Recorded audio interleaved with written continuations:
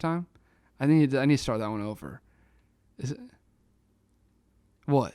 I want you to. You like that one? Did you like that take? Yeah. Did you like that song? Yeah. Word, dude. I Thanks. mean, yeah, you could do it all. Yeah, do it all. But like, I think that was like a pure moment that we're not gonna like be able to. That's do. true. Hey, Yeah. you know what? Yeah. Send it. Perfect. Fuck yeah. We gonna do some breath work? Is that what's gonna happen? You're gonna be driving home and be like, this motherfucker in his breath work. Jonesing to do some breath work right now. all right. Fuck the breath work. All right, recording. Let me know when we're inhaling. All right, we're inhaling.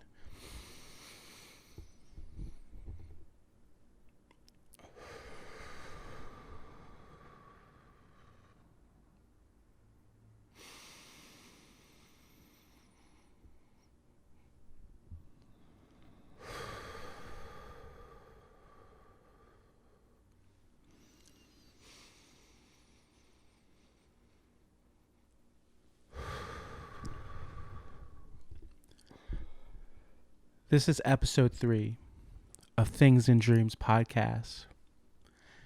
And my guest today is Winston Warner. And we have talked for 3 hours. Yeah, it's at least. I don't even know. I got here at 12? And we started podcasting like, let's see what time's right now. It's 4:17. Yeah. We went through all the depths of the human spirit, I think. Yeah, we went through a lot. Yeah, I think we got good backgrounds on each other. Yeah. You know? Yeah. Yeah. And like, So now, it's been nice. So now we're going to tell the story of how all that has been deleted. It's all gone. It's all gone. For the best. For the best. We didn't do it on purpose. No, you know, but no. There were some accidents happen. Anyways. I prefer it this way, honestly. Yeah. You know, who knows what we talked about earlier. We now know each other a lot more than we did 3 hours ago. This is true because, we've known each other. Yeah. But we haven't really taken the time to know each other before. Mm-hmm. Never had the opportunity. Yes. You know? So basically, we got to know each other. Yeah. And now we're going to have a podcast post knowing each other, which will make the podcast better. Yes. We can take it in many different directions. A little background on Winston. He drove 2 hours and... It was like 2 hours, 38 minutes. 38 like minutes to be on my podcast, which... Thank you, Winston. Dude, thank you for having me. I've always wanted to be interviewed on a podcast. It's been a dream of mine, you know, and so hey, we're making it happen for each other. Yeah. So we're making dreams come true. I didn't have a guest booked, and I hit Winston up on Instagram to actually get a piece of art commission. That he's an artist. He paints. He draws. He's a musician. Yeah. And he's also in school to get his master's to become an art educator. Yeah. Yeah. That's what's going on right now. Yeah. So I hit him up to get a piece commissioned because I love his artwork and his style and his colors. And then I don't know. Thank you. Yeah. And then I was like, yeah, man, I have a podcast. And he's like, I'll come down. And I was like, what? Yeah. I invited myself onto the podcast pretty much. And I was just like, well, my first thought was like, either this guy's crazy or like, dude, I don't know. Or is he coming to kill me or like? Still could happen. It still could happen. But I was just like, well, I know a little bit about Winston and from how I met him, my first time ever meeting him. And I was like, Winston would be the guy that would want to drive to be on a podcast because I do like driving, you know? And I also am seeking attention, so it's it's both. And I am so glad to give Winston attention. Winston, we can talk about yourself if you want, but we can talk about anything. You're a musician. What is your solo project right now? My solo project right now is Josh the Bird. As I've been doing Josh the Bird for like it's really not been a serious project. It's just been a thing I do for fun. I'm just trying to associate a name with your musicianship. I wouldn't mind trying to, put it out there a little more now. I wouldn't recommend. I mean, it's more experimental. You said, yeah. Unless you want to like listen to really weird stuff, yeah. Like you can go listen to it. Like for example, one of my second album is called Josh the Bird, Best of New Columbia, Best Drum Pads Music, 24 of the year 2062. It's weird song. It's a weird album title. You know, like the Free Times. Yes, Free Times. Yeah, Free Times doesn't exist anymore. You know that, right? Yes, I do know that now, but which is funny. So the album's concept art and just concept in general is it's the album that won the best drum pads 24 music of the year 2062 by the Free Times in Columbia of New Columbia. Yeah. And New Columbia is spelled like NUK Columbia, like nuke, like I don't know. I'm trying to insinuate that there was like a nuclear explosion in Colombia and now it's New Colombia. Yeah. And but it's all like there's this app I had on my phone called Drum Pads 24. Yeah. And I just and so I made it all the music on my phone, and it's really funny. But I would say cool, it's all right. Like if you were really like, I think it's the kind of album that if you listen to the whole thing, you'll have a better appreciation for other music. Oh, okay. Which is kind of a diss on my own music, but like, well, we're not gonna diss your own music anymore because actually Winston performed for me, and we're gonna get some more performances. But Winston, I never heard him sing in my life, and you can sing. Thanks, dude. I've been singing for a while now. But thank you. It's like I've recently gotten the confidence to start like singing in front of other people. Over the past like 2 years, I've been starting to get more into that, which is fun. Yeah, thank you, man. Yeah. I was in a church choir from the time I was like 4 years old till like I graduated high school. So yeah, a lot of spiritual singing going on, Yeah, like I'm gonna try to summarize Winston's little backstory. You're gonna do that? Do it. I'm gonna try to. Thank you. All right. I'm gonna try to. All right. So from what I know from Winston, he grew up in Myrtle Beach, South Carolina. Yeah. So you grew up in Sumter, South Carolina. I grew up in Sumter, South Carolina. You were in Myrtle Beach, and you said you were like 2 blocks away from the beach. Yeah. And you grew up in the church, and basically, you said like through the church you met a lot of cool people, a lot of cool friends. And you just got inspired to become, you said you want to be an astronaut at one point. Yeah, when I was like in kindergarten, I wanted to be an astronaut. Didn't everyone? I don't know. I think so. Yeah, I think astronauts are pretty cool. And And then keep going. Yeah, okay, then astronaut. And then you said you want to be a marine biologist, scientist? Yeah. And then marine veterinarian. Veterinarian. And you're talking about how, you love the dolphins. Love dolphins. Some people don't because dolphins... They rape people. And raping's bad. So... Yeah. But not all dolphins rape people. So... Yeah. And love most of the dolphins. But they're also, they're beautiful, right? Yeah, they are. Aren't they? I think they are. Okay, cool. I think they are. So, and then you wanted to be a filmmaker. You were talking about how you were sat down with your friend and their dad at their home studio. Oh yeah. Yeah, and then they played 2001: Space Odyssey by Stanley Kubrick. Yeah. And pretty good movie. And I try to ask you to explain it all, summarize it. Mm-hmm. Which I'm not gonna be able to do because that movie is a lot and it's really great. And dude, I got a memory with that movie as well. Besides the movie, that one experience where Tyler and Tyler's dad. It's Tyler. Yeah. Air quotes. Yeah. Because that's not the real name. Yeah. But we watched that movie and and Tyler's dad took us to the kitchen, just explained it all to us and stuff, and it was awesome. And also, I had fallen asleep in it, and when they figured that out, we rewatched it from the point I fell asleep, which was nuts. But yeah, I had another good experience watching that movie. You remember when the solar eclipse happened? 2017. I quit my job 2 days before that at my pawn shop because I wanted to watch it and I didn't want to go to work. So yes. Okay, great. So were you still in Columbia at this point, or? I was working in Columbia, but I was living in Sumter. So the Nickelodeon did a screening of 2001: A Space Odyssey the day before the solar eclipse. Ooh.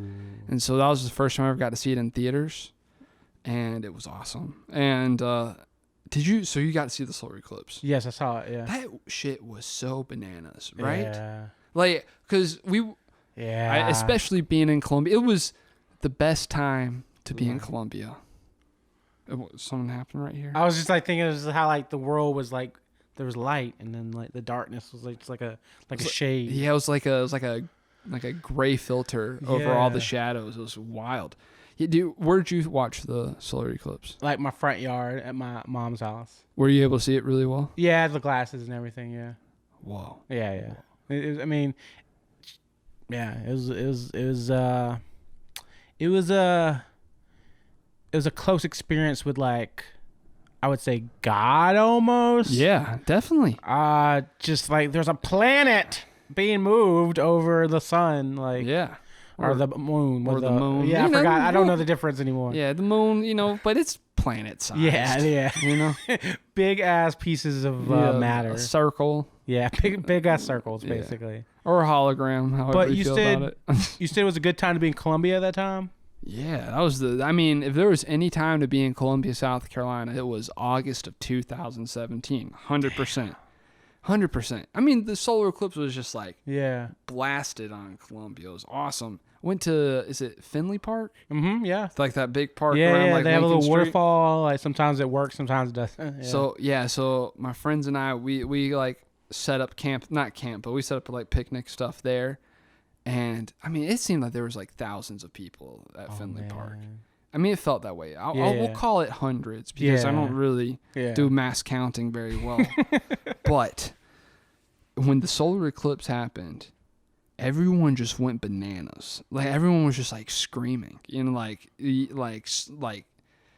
was the most like animalistic, primal experience I've had with like that all big Mayans, Aztecs looking at the sun. Being sun worshippers almost. Right, exactly. Like it was like everyone was like full on like natural worship towards the sun. It was cool. I was contributing a lot. I was making so much noises. Like I was like and like and just screaming and it was awesome because it was cool and like it felt like a seismic shift of sorts, and honestly, have things been the same since the solar eclipse? Ooh, damn. What happened? What changed? Stuff happened. Yeah. That day was also especially good because some friends of mine had a house show. They had just started renting this house. I can't remember what they were calling the house. But they had a house show and I got to perform that night as Josh the Bird. Oh. And but I was doing like weird looping stuff and it wasn't very good. But I also got to perform with the band Skeleton with Pedro, and at that point we were a 2-piece and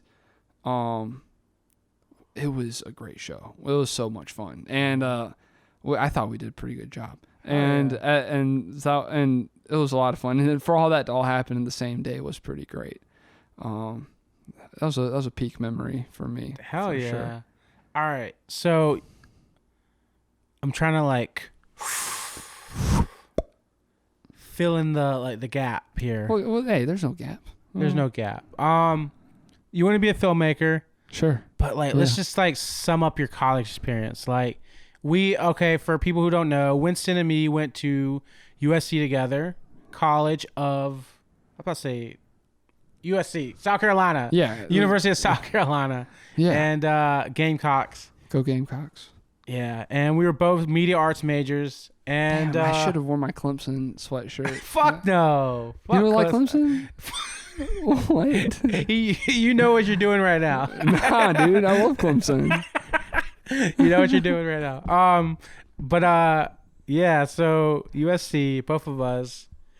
And I've known Winston through like just like the artistic scene of Columbia during my time at college. You were part of a lot of bands. Mm-hmm. First, like, can you tell everyone like all the instruments you know to play? I mean, I know how to play all the instruments. Okay. I'm just kidding. No, I mean, like, the way I look at instruments is like, if there's an instrument around, I'm going to try to play it, you know? Whether or not I know how to do it, I'm going to figure out at least my way to play it, you know? That I hope that doesn't sound like pretentious or anything. I just see instruments. It's kind of like, I want to play with them, you know? They're fun. And, but the instruments I'm most comfortable with right now, I love drums and I love guitar, and I'm pretty good at them. You know, there's like, and I've put some time into them, but I'm not like the best you ever heard or anything like that. But I'm good. I'm good enough to like, you can put me in your band and I'll be able to slide in there and be all right. That talent is just amazing. Just to be able to like, because I know that's a big thing with drummers, like the ability to like just like place yourself in a band and just fill in what they need you to do. Like, that takes a lot of talent, man. Like, thanks, man. It's you just keep learning as you keep. You just gotta like put yourself in those positions. Like, I was in this band Soft Focus, and at that point, I'd only like kind of played the bass, but barely, you know. And I ended up being the bass player in that band. And who was the drummer? Max, my cousin, and he's fucking good at the drums. Good? He's been, dude, I remember when I was like maybe like 10 or 11 years old, Max got a drum set, and I went to go visit them, and they're in like Powersville. I only saw them like 2 or 3 times a year at this point in my life, and went to go visit them, and I had no idea that Max had any musical ability. I didn't know I had any musical ability. This was just like pre-music, you know, it was before even dabbling. And Max like just gets on the drums and is like, I mean, he's like 11 at this point, 10 or 11 years old, and he just tears it up. Like, I mean, at least as a 10-year-old, I was like, this is awesome. And he's just always been good at it. And no, he's a great drummer. So, do you have the ear for music? I mean, I think so. I mean, like, I got like, what do you mean by the ear? The ear is like you can hear something and play it again, or like you just like the ear. Depends. I guess. Yeah, or just like you just know. I mean, a drummer, you have to know how to like what to play for someone who's playing guitar, or singing. So yeah, I got like an ear. Like, you know, I can figure it out. Yeah. But it's not streamlined, quick, efficient ear, but it'll happen. I know this is gonna be hard. Depends. How can you like describe the process of like figuring out what to play? So like if I'm on, it's easier on the drums because at that point I'm just like dancing. You know, I'm just like, you know, grooving with it. I'm like, what? If my wrist and my hand wants to do this one thing, I might as well attach it to a cymbal, you know, and then attach it to it. And it's just like, you know, you just like dance with it, you know. You start dancing with your hands and your feet and stuff. With guitar, it's more of a counting thing. Like I'll find one good note. I'll be playing quietly, you know, until I like know I hit the right note. Yeah. And then once I hit that right note, I know the other correct notes are so many frets away from each other. It's just like I start kind of scaling from there. You know how to read music? Not like I can tell you what notes there are, but I can't like sight read, like I couldn't look at a piece of music and just like be able to like play it. But if I could look at sheet music and learn how to play that sheet music over time if I wanted. Does that make sense? Like, yeah. Some people can just read it and play it, you know. When did you learn your scales? Like, when did you do that? How old were you and stuff? I was probably in high school when I started learning my scales. I only know like the major scales, like any kind of pentatonic scales and stuff like that. I don't really know them, but I'll just happen to play them sometimes. But I don't know them. But if I'm jamming with people, I'll end up playing those scales, but not really do it that consciously. Yeah. You know, just I know it sounds right. I mean, real quick, show your guitar off to people and explain to people. This is a piece of work by Winston, and go. So this is Ed. Ed's a little Yamaha classical nylon string acoustic guitar. and I I painted Ed, and Ed looks like kind of like a crying, psychotic, happy ice cream cone with weird furry rainbow moles and lizard tears. And I got some like other stuff. I got this weird rainbow face on it, and I got that one fire tower building in the Vista in Columbia that has the paint dumped on it because I love that building. And so I put it on the guitar, and I got a little poem on the top that says, or a little short story that says, Ed was walking, the sky spoke to Ed and said, be wilder, Ed, and Ed was bewildered. And that's a little like, just play on words with be wilder, Ed. And the other guitar that I thought about bringing, but I needed to put new strings on, I've been putting that off, is this guitar made by Ken Mccoy, who is a friend of my uncle's, and a friend of my uncle. And one day, like Easter of 2019, I was visiting Brevard, North Carolina, and seeing my grandparents and stuff. And Ken came by and just like put this guitar in my hands and just gave it to me. And he built the whole thing like from scratch, and it's pretty sweet. And so thank you, Ken Mccoy. Yeah. And it was a cool thing. I was helping my uncle split some wood a few months previous. And Ken stopped by, and he had one of his other guitars with him, and I was just like playing it, and apparently that was when he made the decision to build me a guitar. And so he just, yeah. How old is Ken? He's probably in his like late 50s, early 60s, I think. Yeah. Yeah. I don't know. I mean, my first thought process was like with him looking at you playing a guitar, he's like, I'm gonna give back to like the next generation kind of thing. I think so. Like, he's he's fairly new to building guitars. He's been making them for just like a few years now. He learned under the luthier Wayne Henderson, and I think it was an opportunity, to give back and stuff, and also like keep honing his own craft. Yeah, it's a sweet gift, man. And he's been making them for some fairly prominent guitarists now, which is kind of cool. So I'm not one of those I'm not a prominent guitarist, but I do have a custom guitar that different prominent guitarists have as well. So describe your style of art, the stuff you like to paint. So a lot like this stuff on this guitar is all paint pens, like Posca paint pens, and I started getting to those when I was in like high school.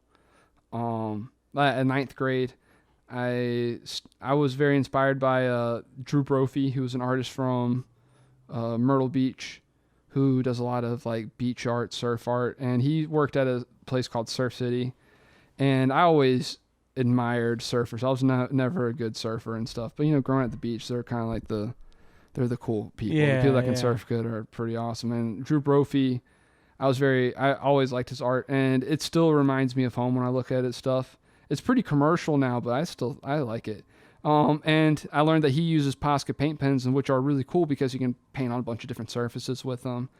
And so I painted the surfboard I had at home with the Posca paint pens, and after that I just started like painting shoes and stuff. And through that process, I developed a kind of cartoony, abstract, surreal style that kind of trippy. Yeah, kind of trippy. I like to, and yeah, often trippy. And you don't like with the colors that Posca paint pens come in. At least for me, I don't see any other way. I feel like the style is very much influenced by the medium. But I love them to this day. It's a fun when you've build a relationship with different like mediums and stuff. It's fun. You get a lot more comfortable with them. Like when I first started, I was so scared to paint on stuff, because I was like, oh, is this like so permanent? What if I mess up, But now I don't give a fuck. It's just like, I'm going to start painting on it if it's good or bad.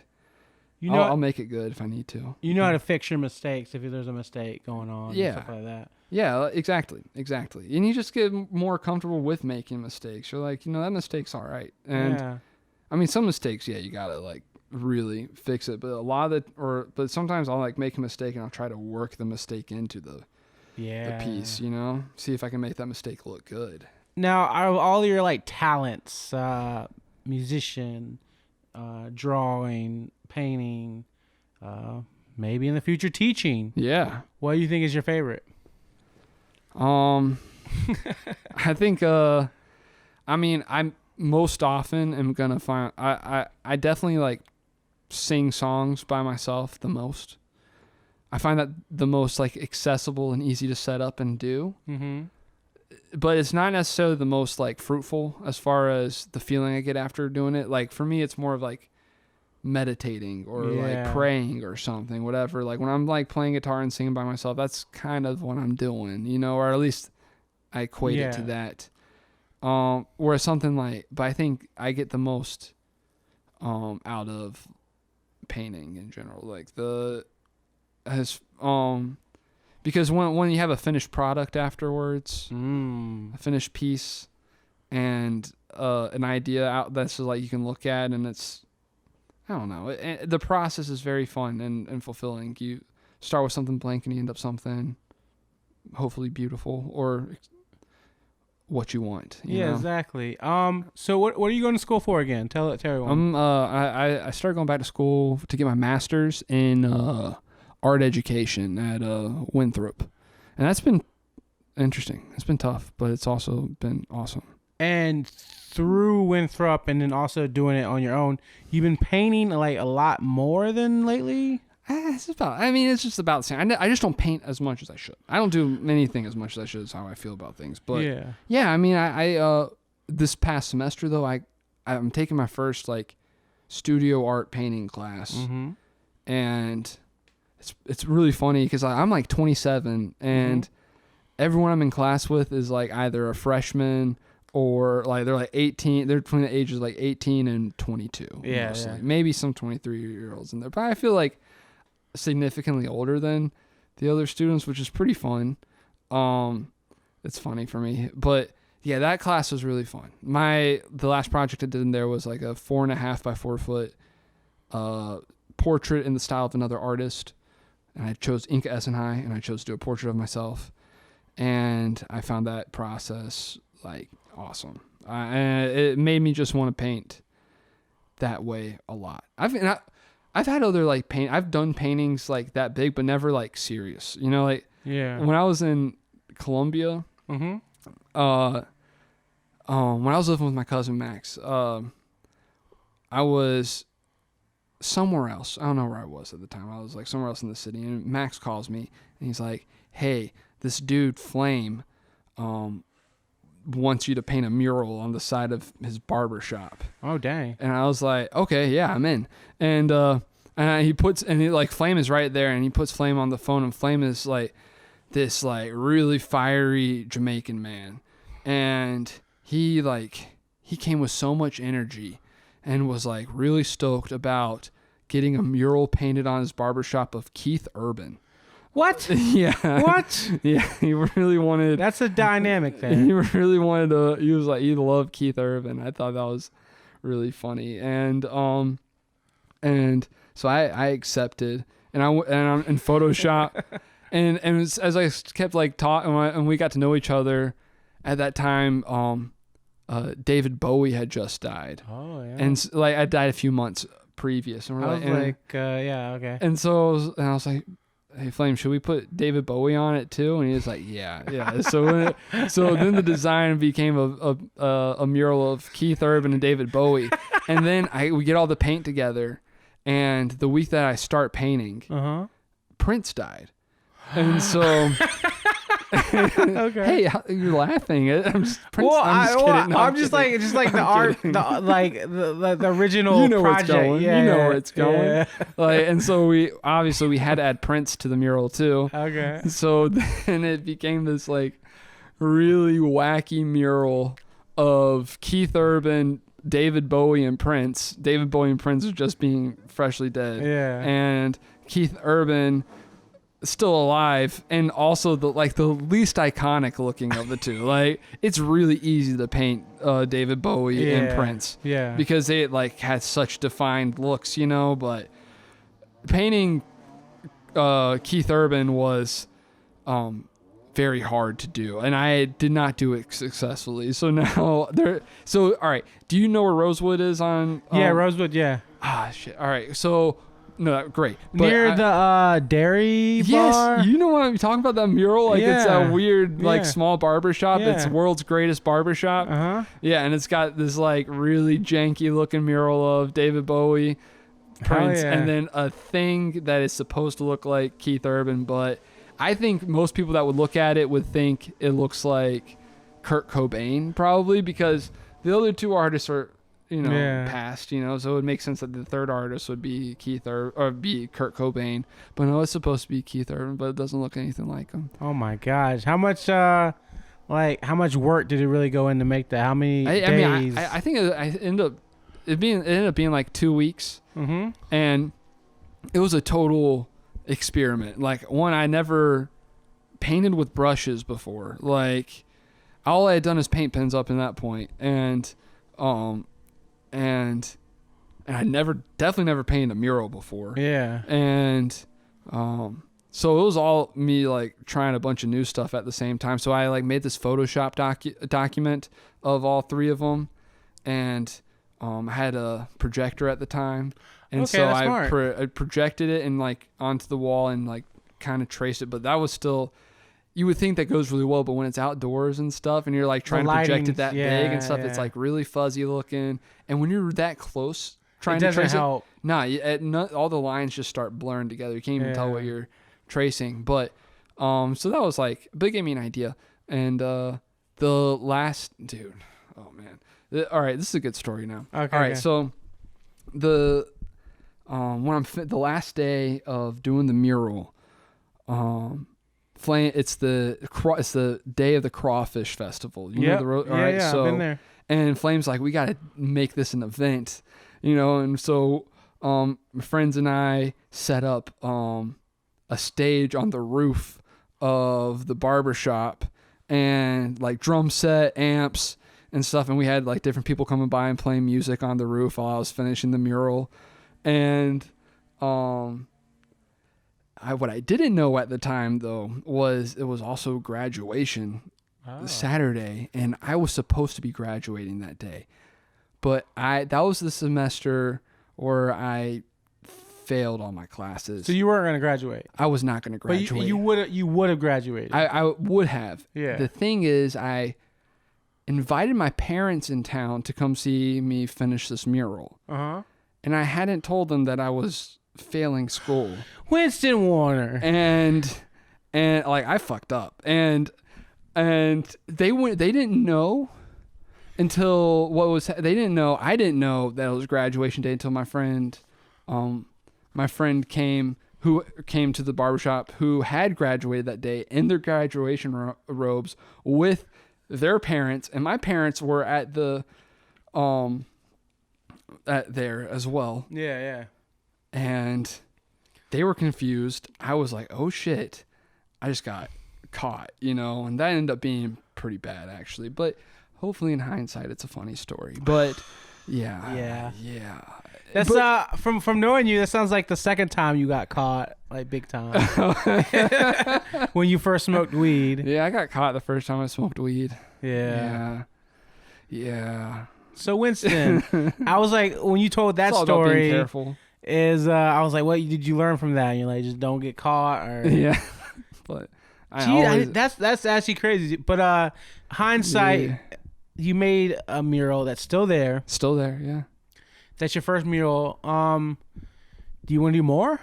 Oh yeah, and I would do so much better now. Yeah. Like I just know I would love to do a mural now. How can we get you to do more murals? Who can we like contact? I don't know. I feel like you could just become a graffiti artist and just do it undercover. Yeah. I'm Have you ever done anything like that? Yeah, I've done some graffiti in my day. Yeah, Are you a cop? I'm just fucking. I'm just kidding. I know. No, I mean, like, yeah, I've done some graffiti in my day. Yeah. Okay, but Yeah. like, what kind of like murals would you want to do if like you didn't have to be told? I would like.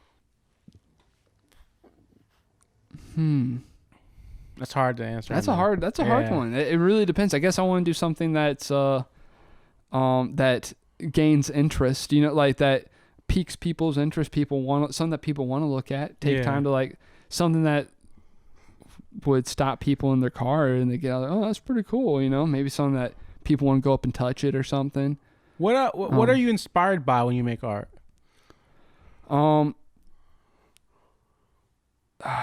Do you feel like I would say like stimulation sometimes. That's one thing, but other things too. I don't know. The feelings that it gives me. I'm inspired by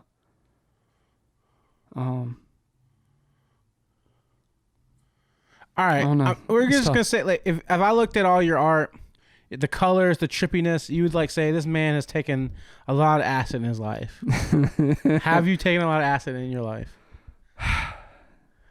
I'm not a cop. Yes, I have. I'm just thinking about my parents right now. Do they not know? Well, they know about like shrooms. I felt like that's an easier one to talk about, you know. Yeah. For some reason, but like no, I've done a lot of acid. Yeah. Yeah. But I would say my work was trippy before I took acid. Mm-hmm. I think after I took acid, it became more what's the word? Like spread out. Obsessive. Like weird. Like, you know, okay. like I don't know. Like more detail oriented. Oh, okay. I started thinking like just seeing more open space to be done in places, you know. Okay. Definitely more stimulating. Like stimulating. I mean, some of the stuff I've been interested in lately is like there's like a lot going on, so it's almost hard to look at, but it's like really hard to look away from it. Like hopefully you want to just like keep looking into it kind of stuff. But yeah, I'm trying to work on like not like putting too much intentional meaning, but putting enough there so people can take meaning from it, if that makes sense. So you're a great like painter, artist, musician. What do you like? Do you want to leave a legacy? Sure. Yeah. I mean, yes, definitely. Like do you want to leave a legacy? I think. First question from Winston. Oh, I'm just being a mirror, man. Yeah. Yeah, I do. I've been struggling with like the thought that like if I died today, what would people remember me by? I know you talked about it, how you had like 3 grandparents pass away. Yeah. Very closely. I have had 4 funerals this year since January. No way. And they were most of all the people that kind of like lived on the same street as me. Whoa. And then also I saw like at all the holidays. So I've been thinking about death. And I remember we were talking about how with religion, you grew up in the church. Yeah. And how like you had a conversation with your friend in like 1st grade. Yeah. About death. And how like. I wonder if they remember that. I don't know. Yeah. So lately I've been thinking about death and how like, cause I've been to the funerals and like, I just hated how like they summarize people's lives in like 5-10 minutes. Yeah, that's a tough thing.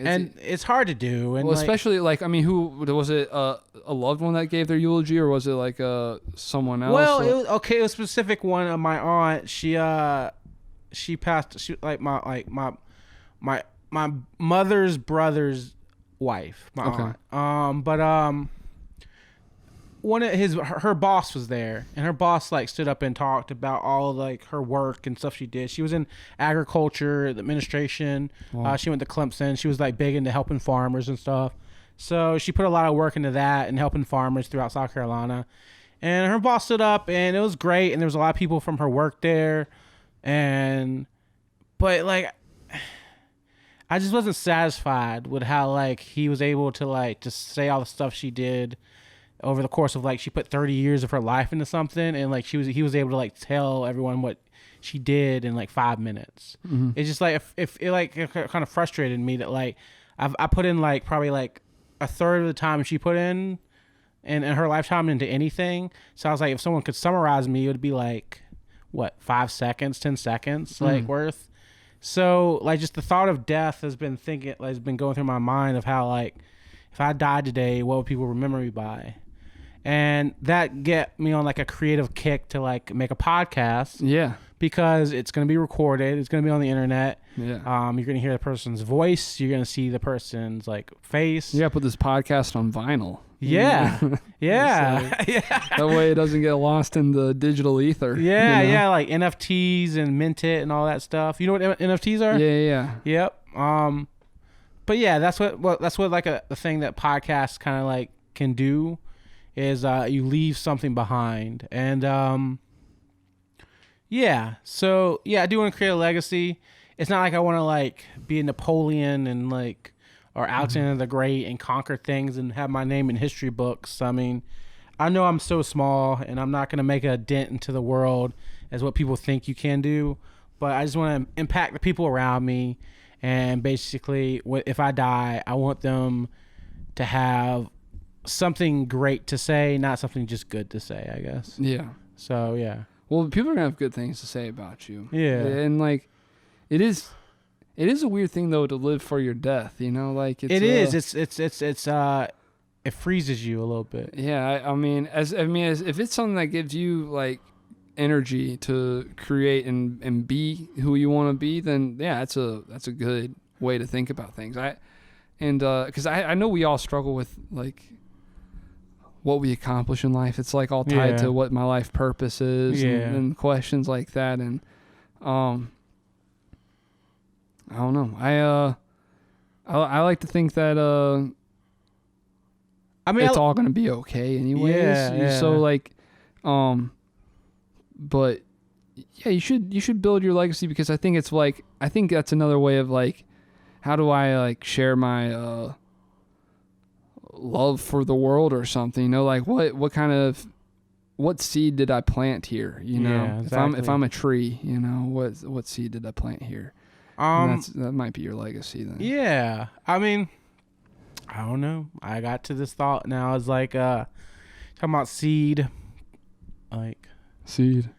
A lot of people they seed. like seed. A lot of people they like seed. They like, you know, they think about legacy and like their children. Yeah. Seed, definitely. Semen, you know. Yeah, sailors. Yeah. Like children, like we're 27. Like, how do you like see yourself like in your 30s and stuff like that? Like, what do you want to like envision yourself to be? I don't know, man. I've got more shit together, you know. Ideally done with school and working and doing something that I like doing. Being a good teacher, being a good artist, having some adventures, nice place to live, you know, hanging out with my family and my friends. And if I were, it would be cool to have a partner, maybe some kids eventually. I would like to have kids. I think I'd be a good dad. I think I would enjoy being a dad. Yeah. But that's to come. I don't know if I'm ready for that yet. We'll see. Yeah. Well, you never know. Sometimes a lot of things in life you're just not ready for. It just kind of just comes to you, and you have to take it full force. And yeah. And so what about you? What about you? What do you see yourself doing in 30s? Definitely be an entrepreneur. Like, yeah. Oh, I would like to. That would be fun. Definitely owning my own business. And so, like, growing up, I wanted to be. I mean, we both said we came to conclusion. That's why we went to school and like became a media arts major. Is like film, be a filmmaker. And I kind of wanted to take it like into the process of like business and film, so that's what like producing. I want to be a producer. So the ultimate goal, and I'm gonna just keep focusing on it because that's what I think like works in life is like we focus on one goal and the universe will bend to it. And basically, I want to be a producer. So 30, I see myself owning a film production company. What's the name of the production company going to be? I had a film production like freelance thing that was doing music videos and stuff like that, and it was called The Oddest Thing. Oh, that's nice. Yeah, The Oddest Thing. I was like kind of like a little play off of like The Hottest Thing, like in the Odyssey. In the Odyssey, and just odd, and just like instead of like because I was always growing up, I thought I was like odd, weird, so or like odd to see. Yeah, it's odd to see. Things. And then like I kind of like the when like Tyler Creator was like Odd Future. I really like that name. I just like that name, Odd Future. I'm big into names. It kind of stifles me sometimes. Like I have like tons of lists of like bands that I would want to be called like. Oh yeah, I'm just huge into names. Life. Yeah. Dude, I some friends. I was invited to a friend chat, a chat with some friends like 6 years ago. Yeah. That's all just like shitty band names. Yeah. And it's been going on for years now. Like, it's hard to decide. Can I read you some? Yeah. I can read some of mine. This list is so fucking long. Oh gosh. Okay. You won't like. I mean, to even scroll to the top of it would take like 5 minutes. I'm talking about like rapid scrolling. So I'm just gonna scroll and read the ones that come up. Okay. Okay. Oh no. All right. Chuffed Mape. That's a no. That's a hard no. Yeah, these are all no's. That's the whole thing. Okay. They're all no's. None of these are yeses. All right, y'all. Perry's Tingle. Ooh, okay. Bitch, but instead of a T, it's a D. Bitch. Openly doping. Surgery turbulence. Sup Terrence. No real reason. I'm gonna go some more. That was a weird stopping point.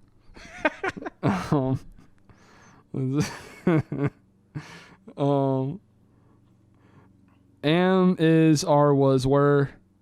Hot tooth juice. Heinz Doofenshmirtz. Haunches and hunches. Hunch everlasting. Wet Zach. Chub the Gumball King.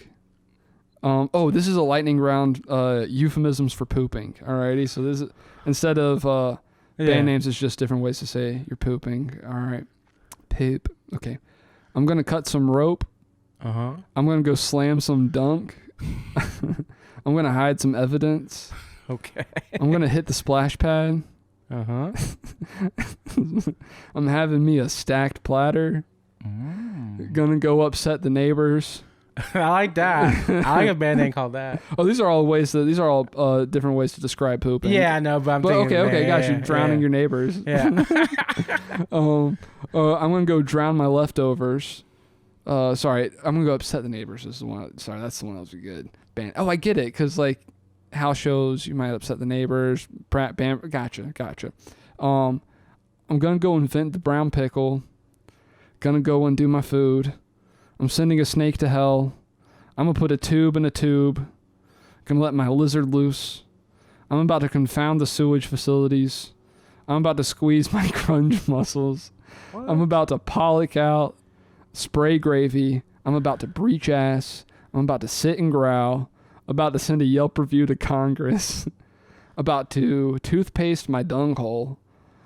Gonna go snag a slip. I'm gonna go build a latrine. I'm gonna go cause some hemorrhoids. I'm gonna go. I'm not even gonna say that one. Yeah. I'm gonna go to the stank waiting room. I'm gonna go contract my innards. Fishing for crappie. Going mudding. Watch the Olympics. I'm gonna slap the water, and that's the last one. That was a little too much. Was that too much? I'm just fucking with you. How did y'all? Who was on the room doing this? Oh man, we got Violence Jelly, BB Bottle Pop, we got Pajama Llama, we got let's see, who was all in the room making these names up? These are the people. These are usernames. But I'm keeping everyone's identities. Secret. Okay. Yeah, but and how old were you when you do this? Was when? We started. It had been going on. Yeah. When I was brought into it. Yeah. But I was brought into it in 2015, and it's still going on. So like more than 6 years now. So that could like help us with what I was gonna like kind of introduce to people. What's all the bands that you were in like in college? I was in the first one I was in was Paper Shoes with Andres, and that was awesome. What kind of music was that? It was like I would say comparable to like American football. Ooh, you know, like yeah.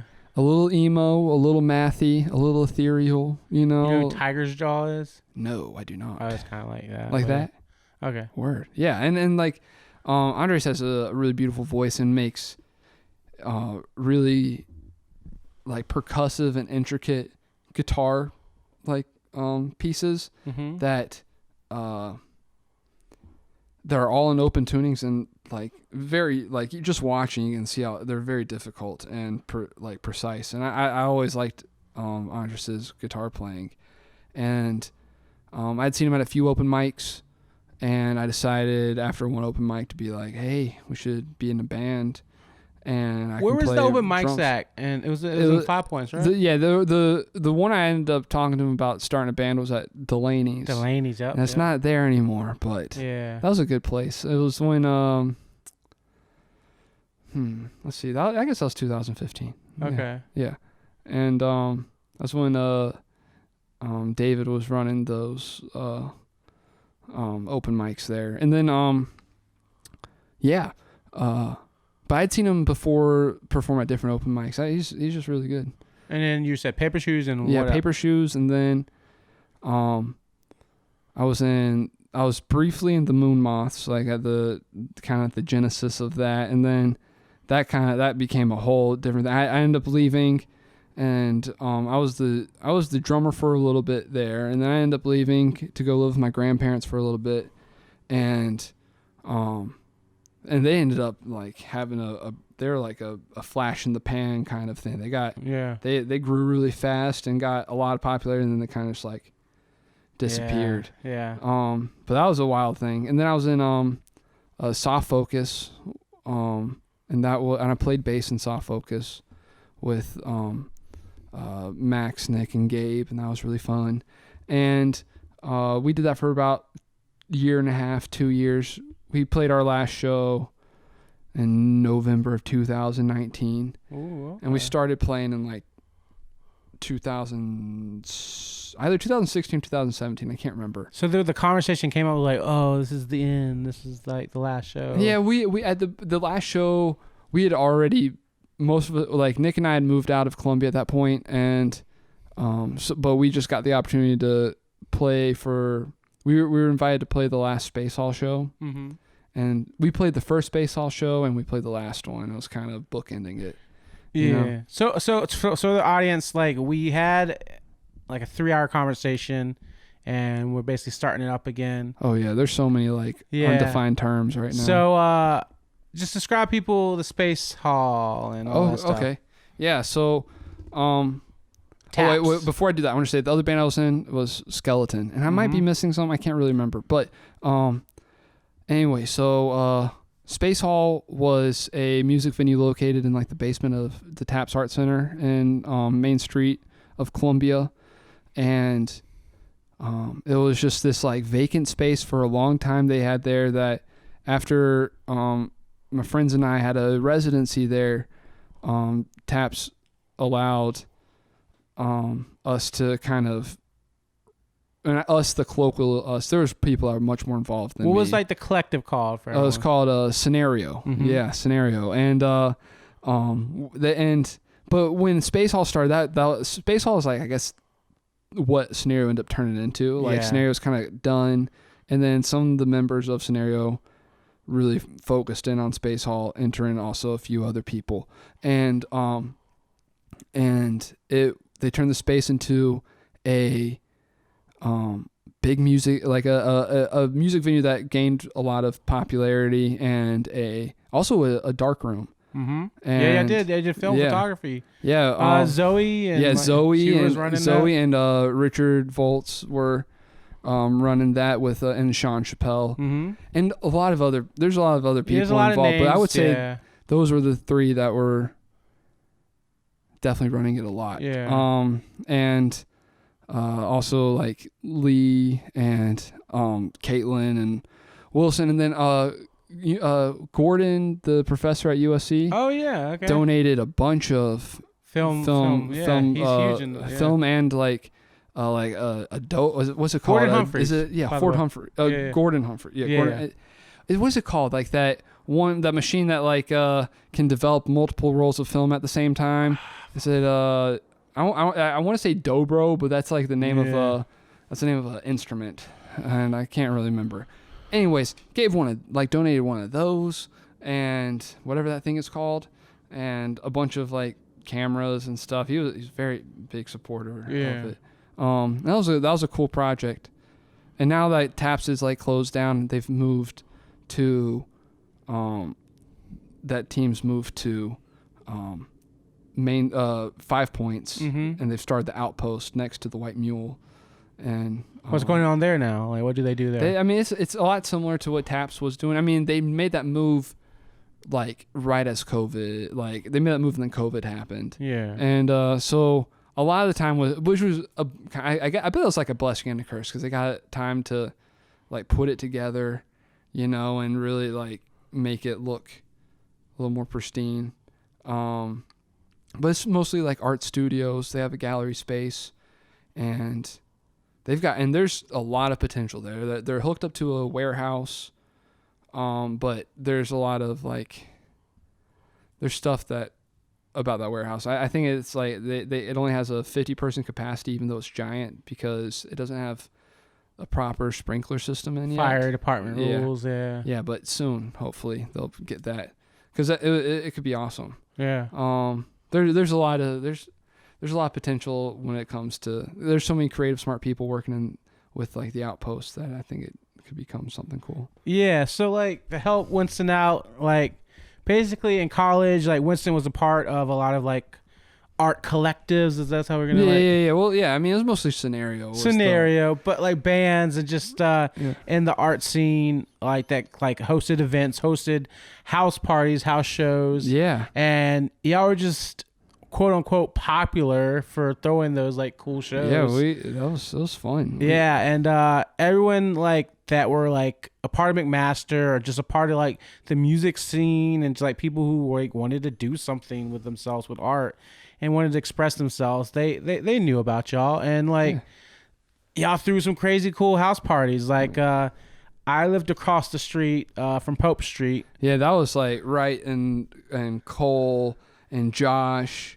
That was their house, and they hosted a lot of really cool shows. That was my senior year, and like, yeah, like I remember the spiral staircase going like to the basement. Yeah, that was so cool, and just like, yeah, it didn't like the whole area was just like set up cool. It was like a cool house. I know. I remember the first time I went there, I was like, saw that spiral staircase, and I was like, this place is gonna be popping. And it had like a bar already kind of made. Yeah, there's a bar built into the basement. It was like, it was ready to go. Kind of crazy how y'all threw like 100-person parties like it was nothing. They were and they had like it got weird there. There was like, I think they had a hot tub at one point eventually. I don't know. Y'all had like there was like a backyard like deck, but underneath the deck was the basement. Yeah. So you could connect it all. And that's where all the shows would happen. Yeah. And it was like Pope Street was kind of like a EDM palace, as well as like it ended up becoming like nothing but like EDM. It was wild. And tried to throw a club party kind of. Dude, yeah, I mean they were doing like, I think it was the Wavecraft Collective kind of was born out of there, and they're all kind of doing some stuff now. I mean they've stayed together, and they seem like been growing in numbers, and they're all, I think they describe their stuff as bass music. Ooh. Yeah, bassy. And then I guess before Pope, was there like an end to the Video Dome? Just people just like moved out, or like? Yeah, I think it kind of like transitioned. Like I think the beginning of Video Dome was like when. So Video Dome was on what street was it called? It was on the intersection of Florida and Olympia. Yeah. And it was like it started with Connor, Pedro, Gabe, and Nick.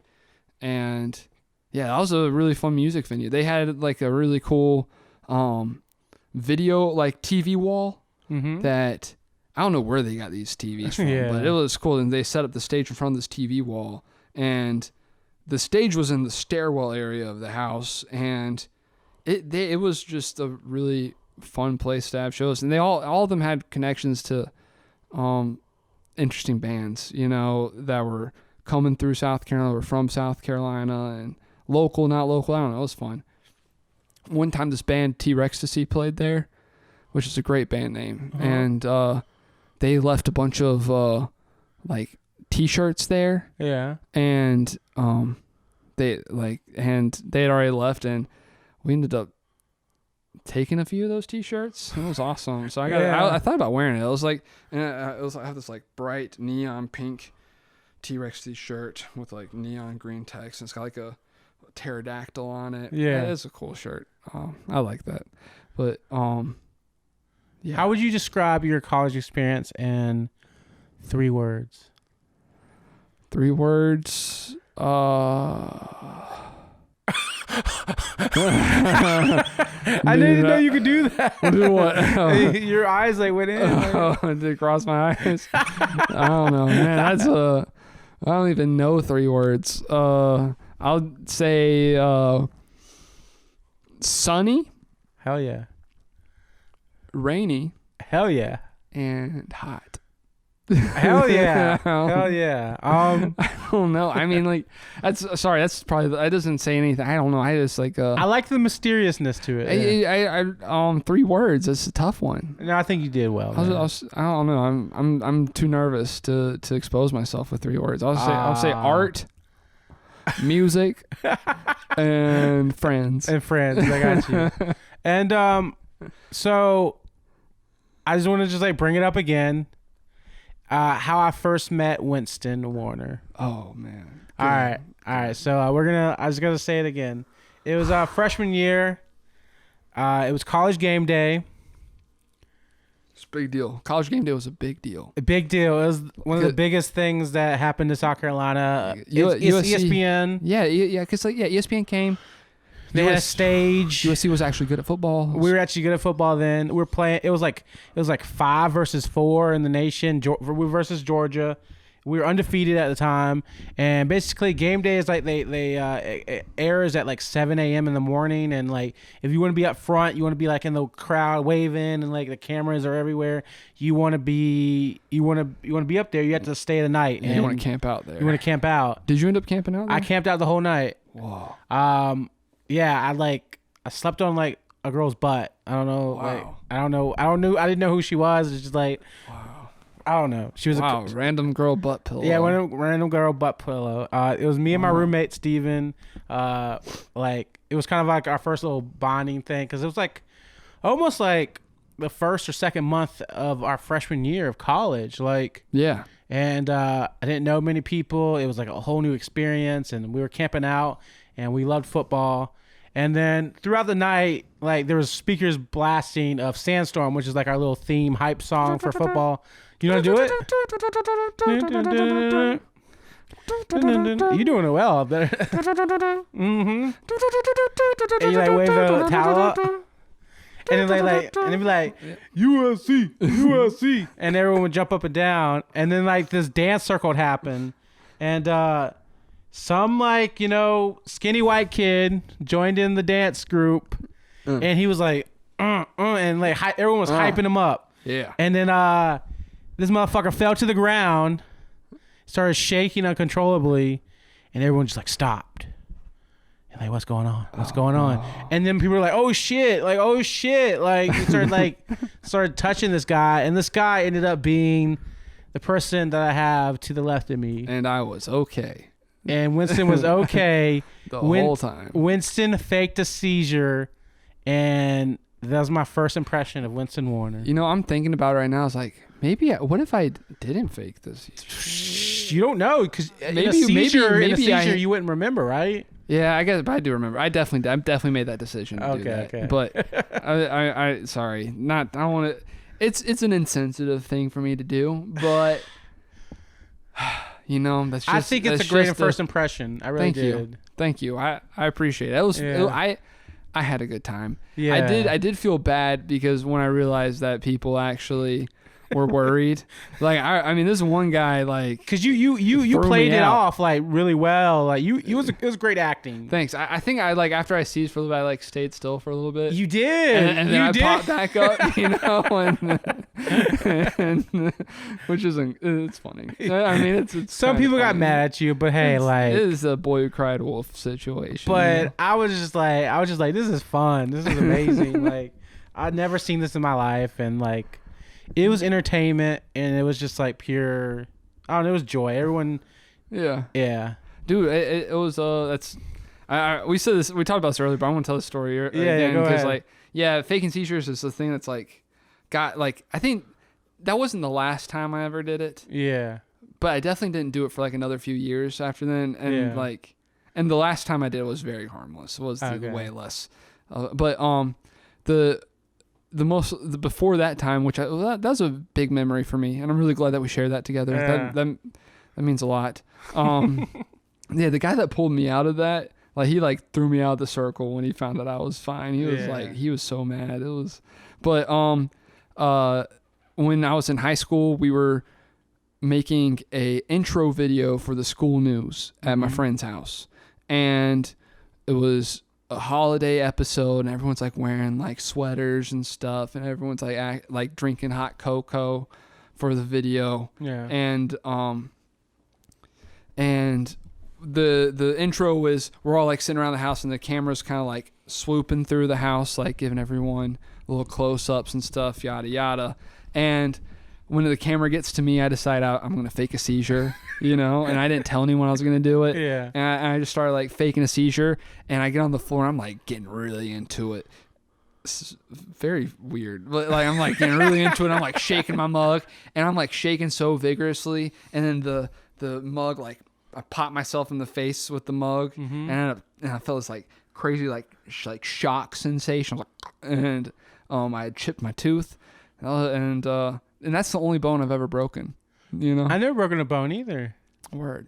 But teeth is... I don't know. I think I'm being just like a smart ass. Our teeth are bones, right? Yeah, they are. They're part of skeleton. Yeah.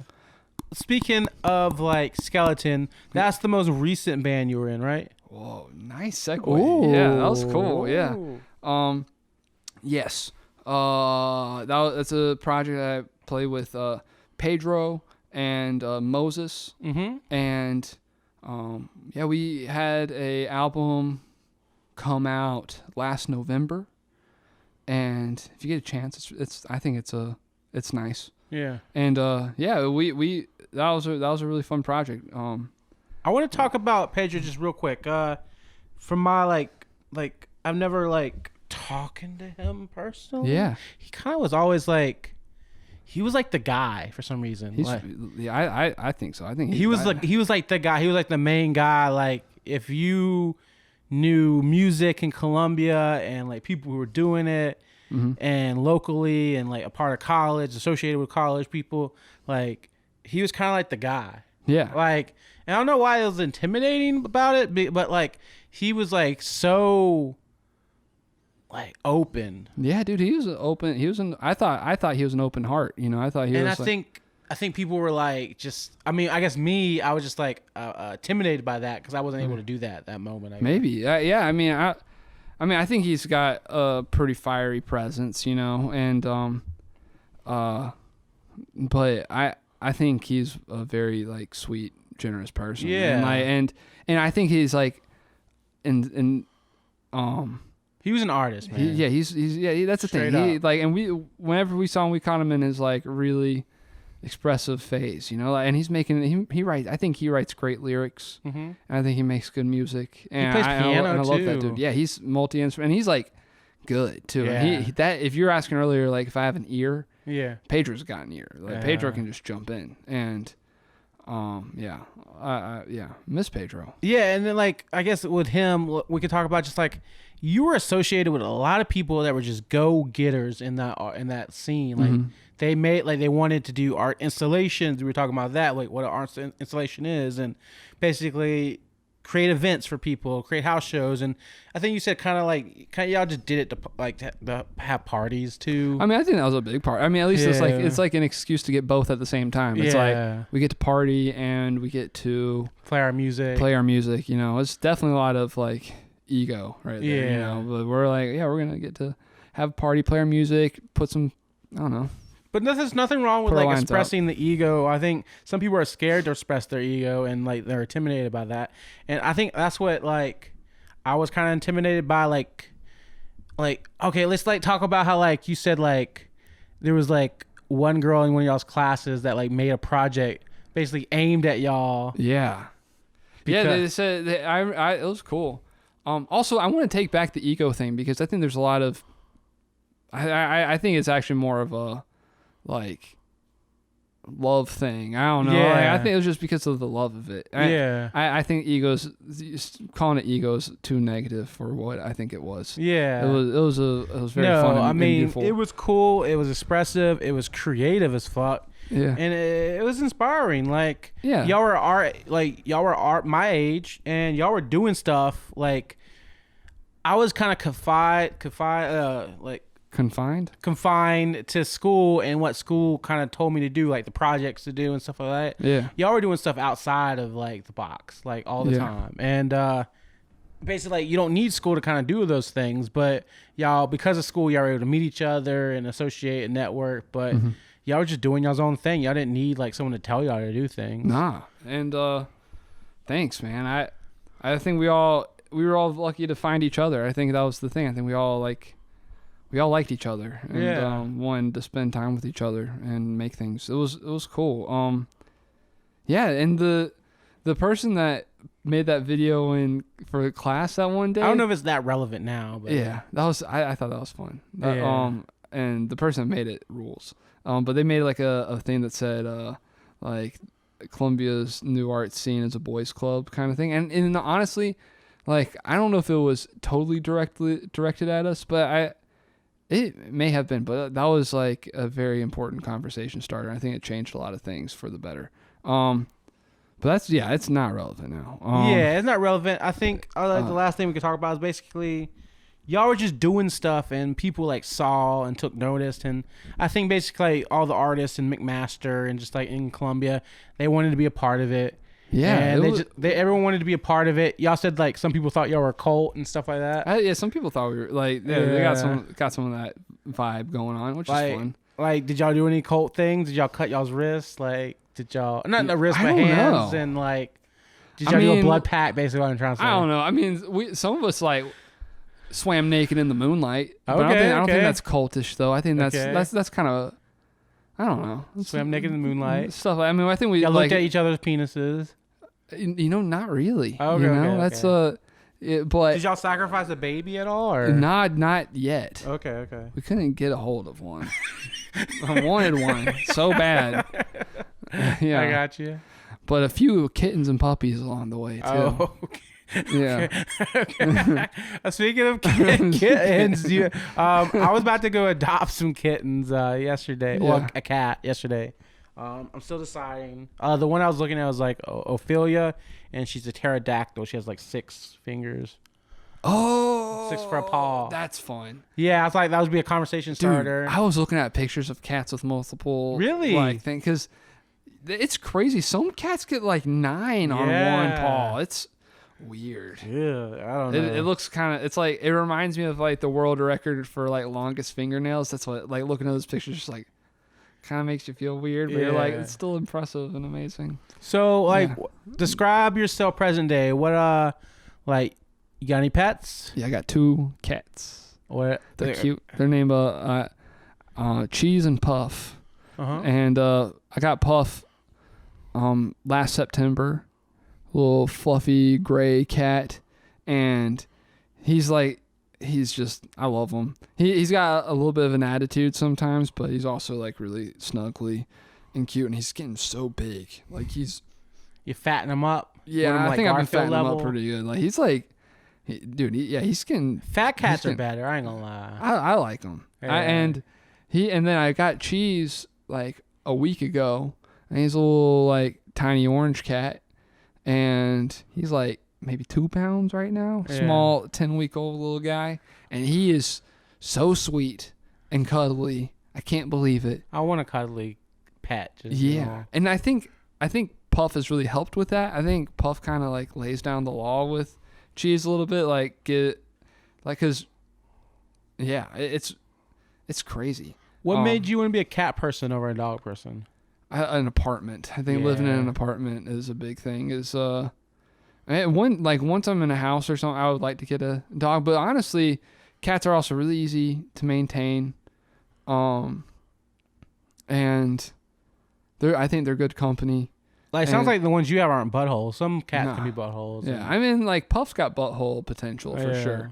But I mean, overall, he's very loving and cool. I like him, and he's super cute. And but yeah, I don't know. Eventually, I'll get a dog, but it's a lot of responsibility though. But they love you. You know, that's nice. Aww. I think since everything was deleted before, I think we should go into our first performance. If you're ready. Yeah, let's do it. Yeah, definitely. All right, y'all guys. And what song are you gonna perform? I want to do "Birds and Ships" by it's written by Woody Guthrie, and it's originally performed on the album Mermaid Avenue by Billy Bragg and Wilco. Sung by, give me a second. Why he does that?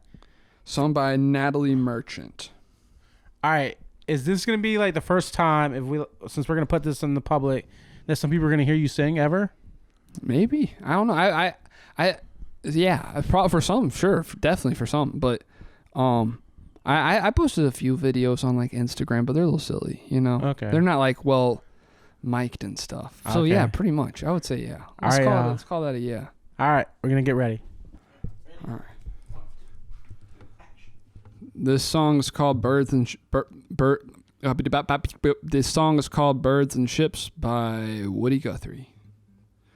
Arranged by Billy Bragg and Wilco. Originally sung by Natalie Merchant. Okay. I don't. Okay. All right. Okay.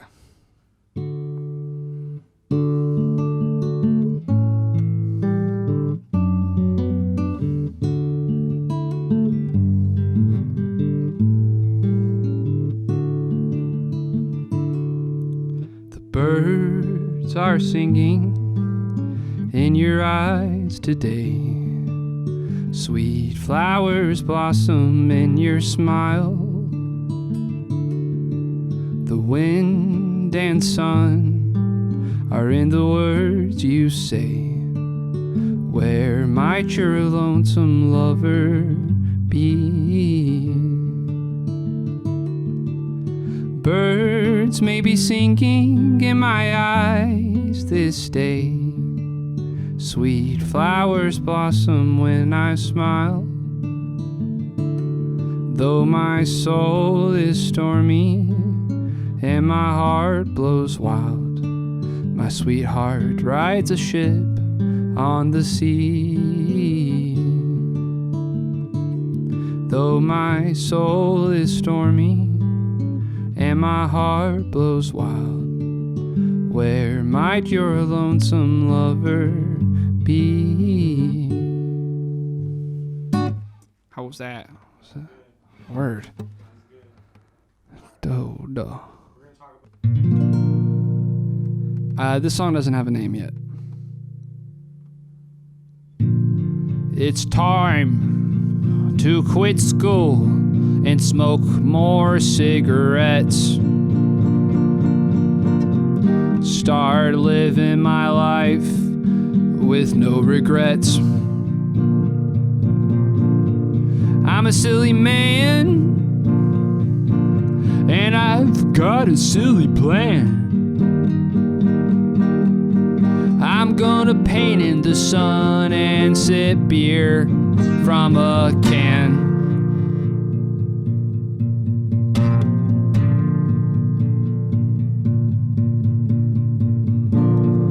Maybe the cure to my depression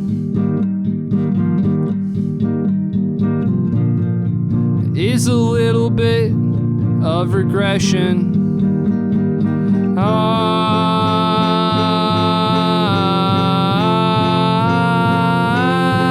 I'm tired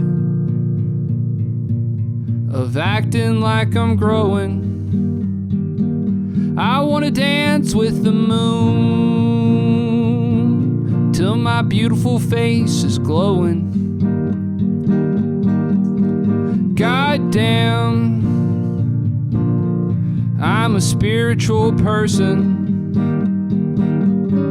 and I think that my God has an affinity for cursing. And she said, damn all the haters, stand proud masturbators. Something, something, something, something. Ah, man, I forgot the rest of it. How's it go? Sorry, I wrote this like 2 days ago. Okay. It goes, damn all the haters, stand proud masturbators. Let go of your shame, it's all a beautiful game. And when it's all over, it'll all be the same. I might do that later. I want to do that one more. Can I try that one more time? I need to start that one over. Is it? What? I want you to. You like that one? Did you like that take? Yeah. Did you like that song? Yeah. Word, dude. I Thanks. mean, yeah, you could do it all. Yeah, do it all. But like, I think that was like a pure moment that we're not gonna like be able to That's do. true. Hey, Yeah. you know what? Yeah. Send it. Perfect. Fuck yeah. Print it. They got the vibe for real. They got Yeah. the vibe. Cool. Okay. Thanks, dude. Yeah. Man, I wish I knew some like jokes or something. That's fun. Dude, whenever my uncle, this is the most uncle-y thing I've ever heard. Whenever he farts, he says, "Oh, some asshole's talking behind my back." That's a good one. I love that. I haven't used it yet. I've been trying, because you can also use it when someone else farts. But hey, some Yeah. asshole's talking behind your back, and it's dumb. Makes sense. It's dumb. It's funny. I like it. I don't know. Yeah. Dang. Yeah, man, that was a lot of scenario talk. We're gonna talk about. Let's other talk about things. something else now. Yeah. Scenario was a great time overall. It's just. Is it like a thing that it's like aging really well in my brain? Yeah. During the time, it was hectic. You can ask anyone, it was hectic. Mhm. But now it's like, I mean, I'm nostalgic. over that I'm shit. just very nostalgic. For Yeah. it. You don't want to be too nostalgic because you get lost in it. That's true, dude. Get Nostalgia. lost in the sauce. Nostalgia sucks, dude. I let nostalgia control my life sometimes. It's bad news, dude. You know, thinking things. I ain't gonna lie. Do you think it's the psychedelics that puts your mind in a nostalgic place? It's interesting. I think Or just the use of psychedelics created like something in your mind that Dude. makes you want to go into a time loop. I think Yeah. I think psychedelics definitely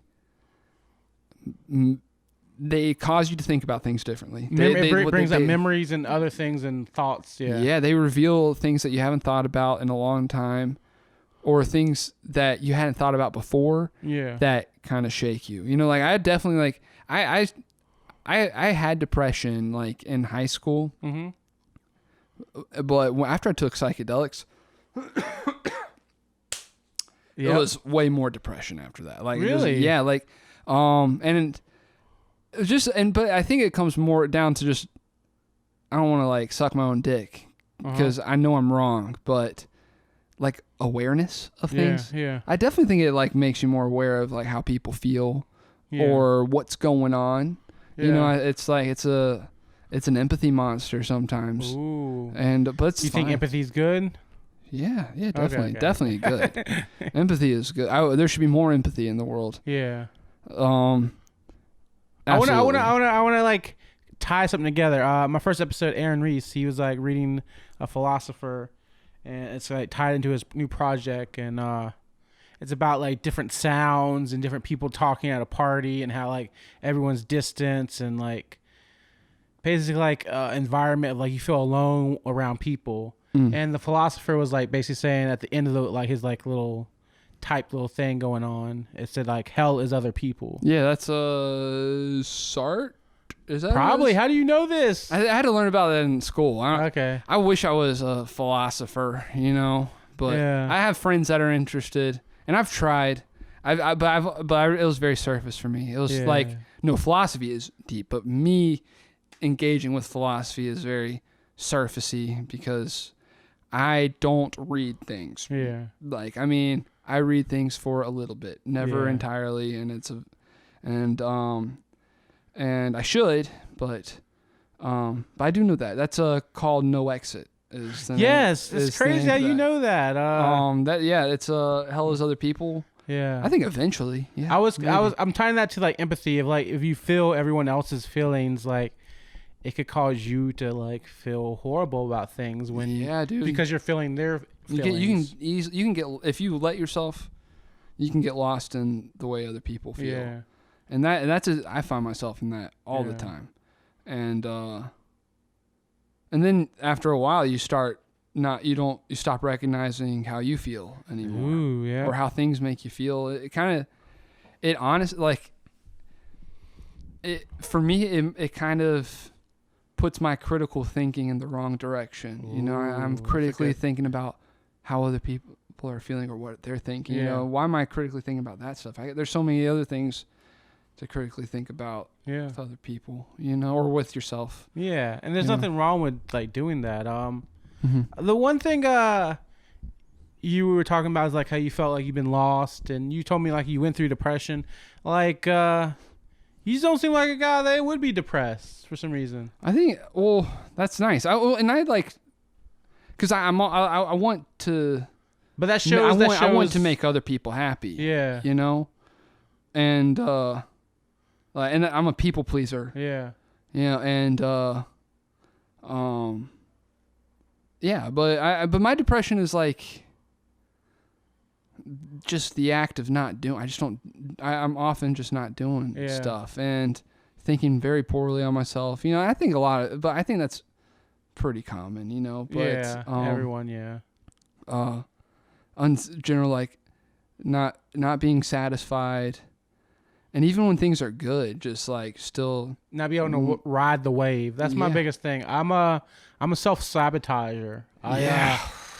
Me too, dude. Anytime something good happens, I'm thinking about how to like ruin it because I think something's gonna get ruined or something bad's gonna happen. So I figure out how to prevent it or how to like start it. So I know I can blame something. Like it's almost victim mentality. I don't know why that is.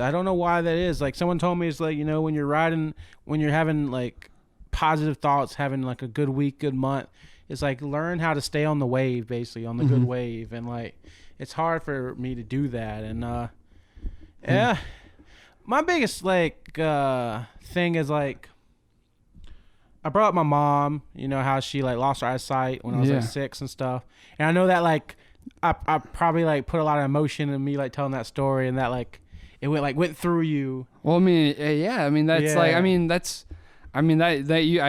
to me, I mean, I know you have probably a wide life, but I mean, I feel like that is a huge chunk of your life story and your identity. And I am like, that's like, and to know that about you now and to know that about your mom and that, obviously there's a lot of love that can come from a situation like that, but I know there's a lot of struggle, obviously, that comes from that like, I'm like confounded by trying to even think about what that's like. You know? And so it gave me a deep appreciation for where you come from. I don't know what I was trying to tie that into, but trying to like understand. I was trying to say like how like you said you were depressed and lost, and you were saying like you think it's because like you just haven't been doing stuff, and I was like saying like I have a big problem with like self-sabotaging and stuff like that, and I don't think I'm depressed. I have like crazy anxiety. I had like multiple panic attacks in the past like 2 months. Like thought I had to call. I called like 911, think I was gonna die. Whoa. It was through weed because I smoked weed. And like I panicked, thinking I was gonna die because like my face would go numb, my arm would go numb, my heart would beat crazy. And I've been having so much anxiety, and we were talking about this earlier before you performed, by the way. Just death, just like you were telling me how like you shouldn't live your life based on like what you're gonna leave behind after death. Yeah. And I was like, well, I'm glad someone told me something different. Like, I mean, yeah, it depends. Yeah. I mean, I'm not trying to say you should or shouldn't do anything. Yeah. Like, I'm yeah, because it is good to like if you were to have kids or something, Yeah. and if you were to like leave behind something for them, you know, and Yeah. like that to help them live or progress in life and stuff like that. Those are other things, but that's like I think that's more living for life than for death. yeah. Personally, like living for the life after you as well, more selfless. But sorry, What I was I didn't mean to stop you. I'm sorry. No, you didn't stop me. I'm still trying to figure out what I'm trying to say. I think we can I guess pull the mic down just a little bit for you. Oh yeah. I was just having fun having it right there.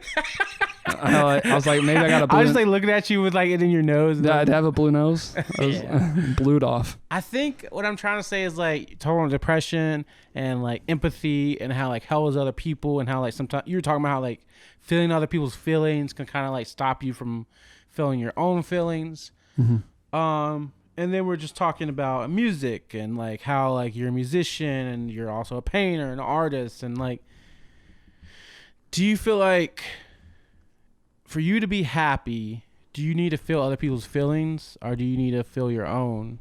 And if you were feeling just your own feelings, like, Well, what kind of art you think you would be making? I think What I'm trying to say is like, are you influenced? There's something. I think there's something there. Are you influenced too much to make your own art by other people? It's a interesting thing because now I'm thinking about it. Like I was just mentioning, like I get lost in the way other people feel, and I can't recognize the way I feel. And I don't know if it was in this conversation that we talked about, like Andy Kaufman and evoking and stuff, evoking emotions. But I think we were talking about it earlier. Yeah. And maybe if I were to like psychoanalyze myself, maybe should you do that right now? maybe it's like I am relying on people or an audience in order to feel my own emotions, I have to get their emotions first. And that's Andy Kaufman kind of thing. Kind of like where he would act out being like, I wonder like when he was doing like his like women's wrestling thing where he was like wrestling women. Do you know about this? No. Okay, so he had this big like Andy Kaufman is a song and dance man / wrestler. Wrestling is a huge part of his career that like gets it's not like overlooked, but it's always like lumped in. Yeah. To was like he a part of like art. WWF? Like he wrestled what's the guy's Andre name? the Giant? Not Andre the Giant, but Ric Flair? Not Ric Flair. Oh my God, this is gonna kill me. What does he look like? I think he's from. I want to say he's from Tennessee for some reason. Bret Hart? No.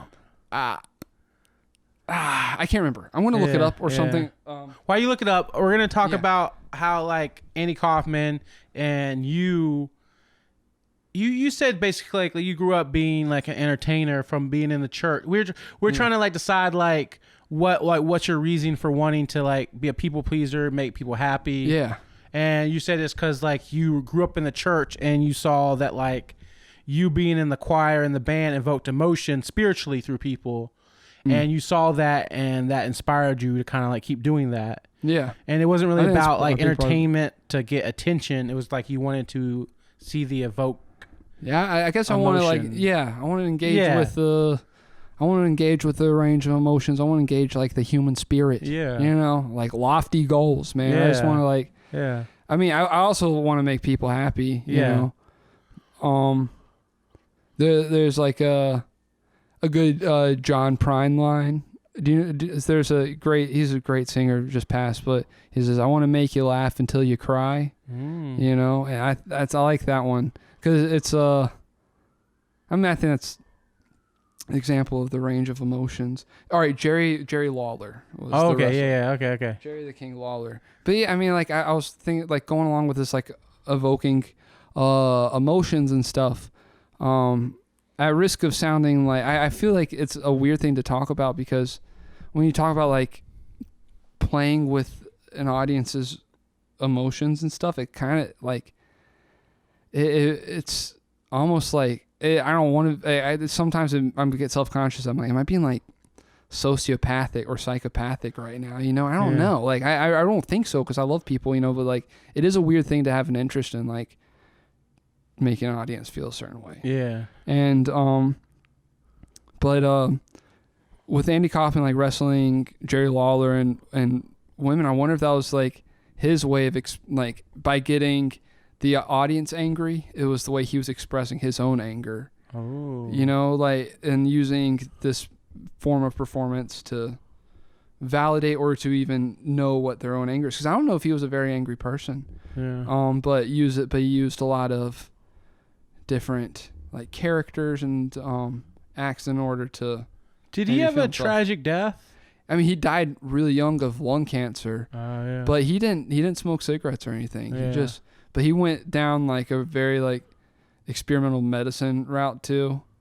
Like and nothing worked. I mean, he tried everything, but he didn't do like chemo or anything. But that shit. That's tough. A whole story. Yeah. That's tough too. Yeah. But yeah, he's kind of an enigma. He is. And some people say he's still alive. That he faked his death, but it's been a long time. Who do you think else faked their death? Like Tupac, Michael Jackson? Man, I don't know. They even said Napoleon Hill. Like not Napoleon Hill. What's his name? Napoleon Bonaparte. Really? They faked his death. Like, whoa. I mean, he's not alive right now. But yeah, I mean, still. Yeah. I mean, I'm sure a lot of people fake their death to like change their identity and stuff. I mean, as far as famous people go, I don't know. Yeah. But like people trying to get away from a shitty situation, which oftentimes might be celebrity, you know, might fake your death, you know, get away with it, you know. We talked about my roommate friend Max Gazda. Yeah. This is fucked up, but he passed away through a house fire. Man, I'm sorry. When he was apparently asleep. Part of me couldn't believe it, and I thought he faked his death. Well, man, that's so weird. But I mean, that's like straight denial, man. Yeah, I was straight denying it. Yeah, like he was supposed to come see me like a week before to shoot a music video, and like Max was like experimental. Like I mean, kind of like you, ain't gonna lie. Yeah. Like he was into like different things. He was into psychedelics. He was into like making trippy art. He made like trippy like music video art too, and like making trippy music and stuff like that. And he had some things going on in his head, but I didn't like. I don't know. I thought like if anyone would try to fake their death, I felt like it would be Max, and I don't know why, but that's denial. That's denial. But yeah. But I don't know. I bet he would appreciate you thinking that about him too. Like I thought he could outsmart the world, and I don't know. Yeah. But yeah. You have any questions for me, Winston? Yeah. Who you been listening to lately? This band called Cloud Districts. Whoa. They're like pop. Bedroom pop. Oh, cool. I like bedroom that. pop, lo-fi. I can dig it. The drums are. I'm a big drum guy, so I like drums where like it's like some cymbals there, like a little nice little hand percussion in there, maybe. But it's sad emo type music. I've been listening to that. But then you so like Cloud Districts, I've been influenced by TikTok music, man. I ain't gonna lie. Whoa. It sucks, but Spotify has been like I've been playing a lot of like instrumental like stuff that like helps you like lower your blood pressure and your heart and also calm meditation playlists on. And now Spotify's like just like adapting that and making like only my like Discover Weekly just because you listen to that so much that it's just like there's no words anymore. Yeah, it's tough to break the algorithm. Yeah, you know? The algorithm is like just nothing but instrumental stuff. Have you ever heard it? A friend of mine introduced me to this website a few years ago. It's called rateyourmusic.com. Have you used this website? Nope. All right. They recently changed their format, but that won't matter to you because you've never been on it before, so it's all new to you. But I think it used to be better designed, but it doesn't matter. But it's like a music forum website that automatically generates charts of best albums by genre, and they have like, and there must be like 400 different genres of music. I mean, like, it is crazy. Yeah. And you can, so say you want to know like what the best bedroom pop album of 2015 was. Alrighty. And you plug in those like things, and it'll pull up the generated chart of the people that on the website that think are the best albums of that. And it gives you a really, it's a fun way to explore and find music. And it's a good algorithm breaker for Spotify, you know, and like, I don't know, I would check it out if you get a chance. They also do, and they also have a movie section on the website. Oh, okay, I'm down with that. Yeah. And the cool thing, it's like, it's all user generated. There's no journalism involved with it, unless it's like a person, like a user, just being like very vocal about an album. You can leave comments and write essays on it if you feel like it. It doesn't matter. But it's a really cool community. It's grown a lot, which is cool too.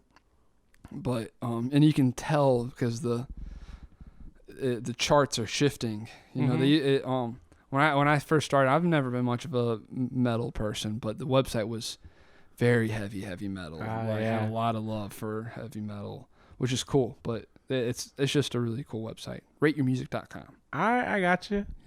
Give it a shot.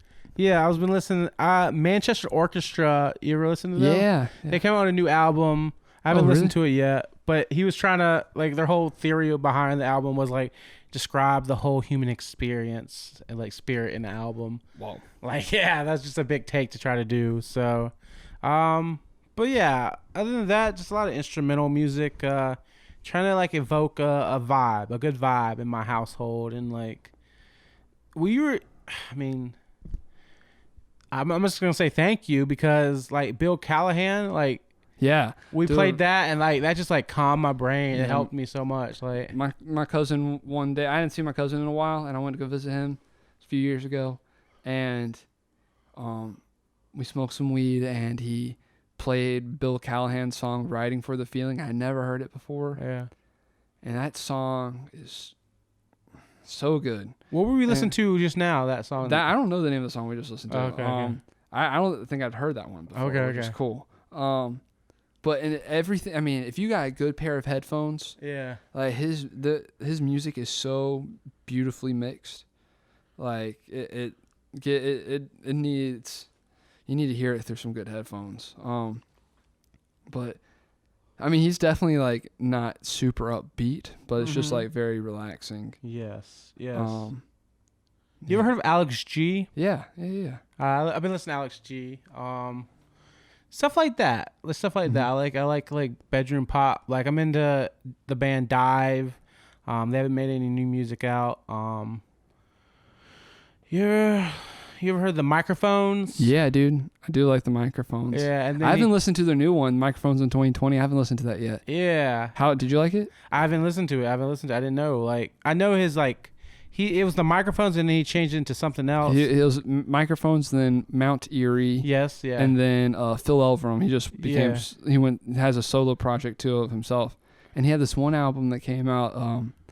He lost his wife like a couple years ago, and he made like an album. I was gonna say. Yeah. Was a crow sang to me or something? I can't remember. That's crazy how we can like talk about like like. Well, I wish I listened to. I'm just like, it's one of those like. It's sad. Things I haven't taken the time to listen to it because I know it's super sad, and I don't know if I'm ready to go in that space. Yeah. And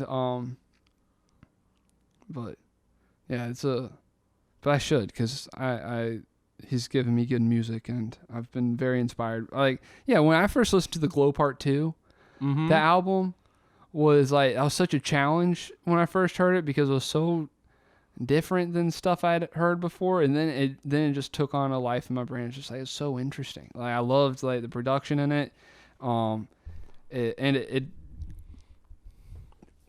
this is gonna sound lame, but it didn't follow any rules, you know. And it was awesome. It was like pure, very pure expression.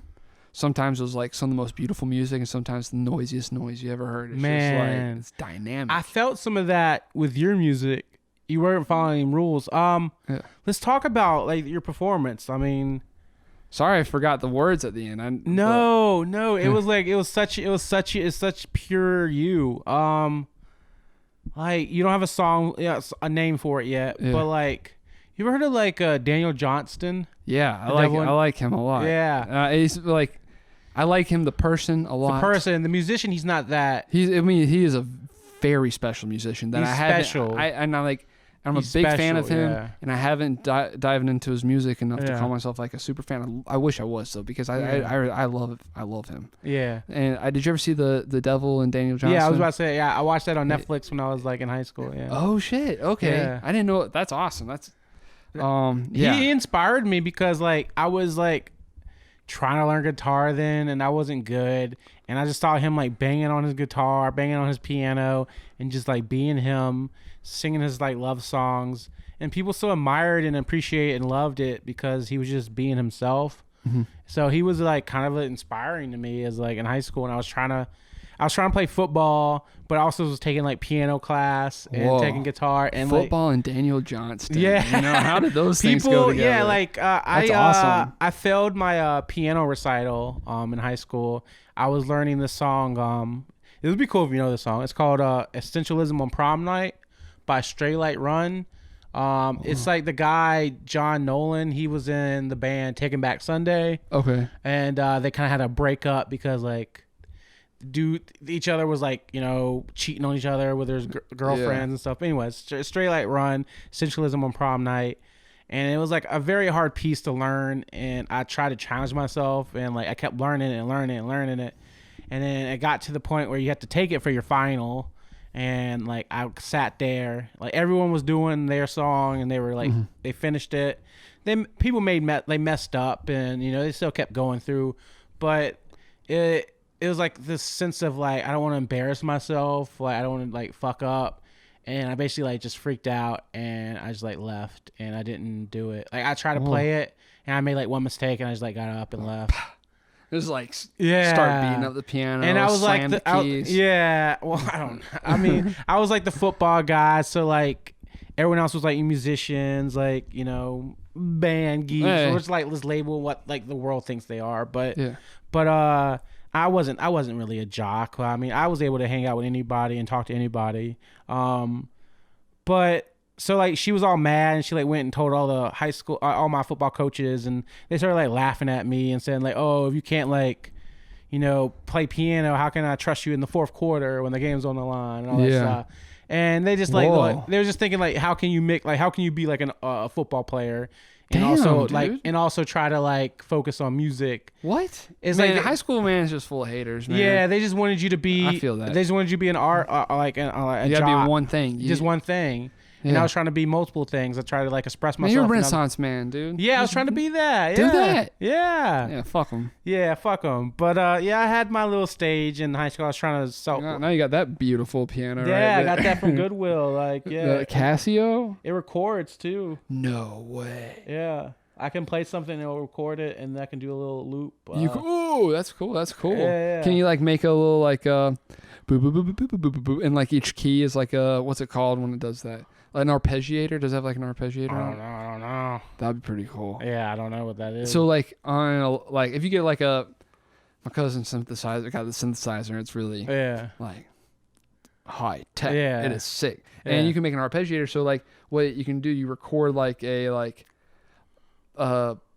note pattern, like boo boo boo boo boo boo boo boo boo, and then it'll record that and then for every single key on the piano, it'll like key it up to that note. Oh, and so when you press it, go like boo boo boo boo boo boo boo boo boo boo boo, you know, and like then you have this cool like percussive, like synth sound. All right, cool. Sorry, man. No, it's all good. Like you're making me think of I went to like Newbrook and Tavern when I was doing concert photography, and this one group was there. It was like a husband and wife duo, and this guy was like had like 3 different synthesizers, and he was just like going in, and I was like, I kind of want to be 30 and have like synthesizers, just like synthesizers are super cool, and they take a lot of, they're like definitely a hot, like you have to be into that as a hobby, because like I think in order to get what you want out of a synthesizer, you have to spend a lot of time with it. It has to become like a pet almost. Like, yeah, I don't know, a baby, but yeah, you should get one. That'd be sick. Yeah, it'd be fun too. Like, I don't know. I'm on this journey where like I kind of like, that's why I look up to musicians a lot. It's just like I feel like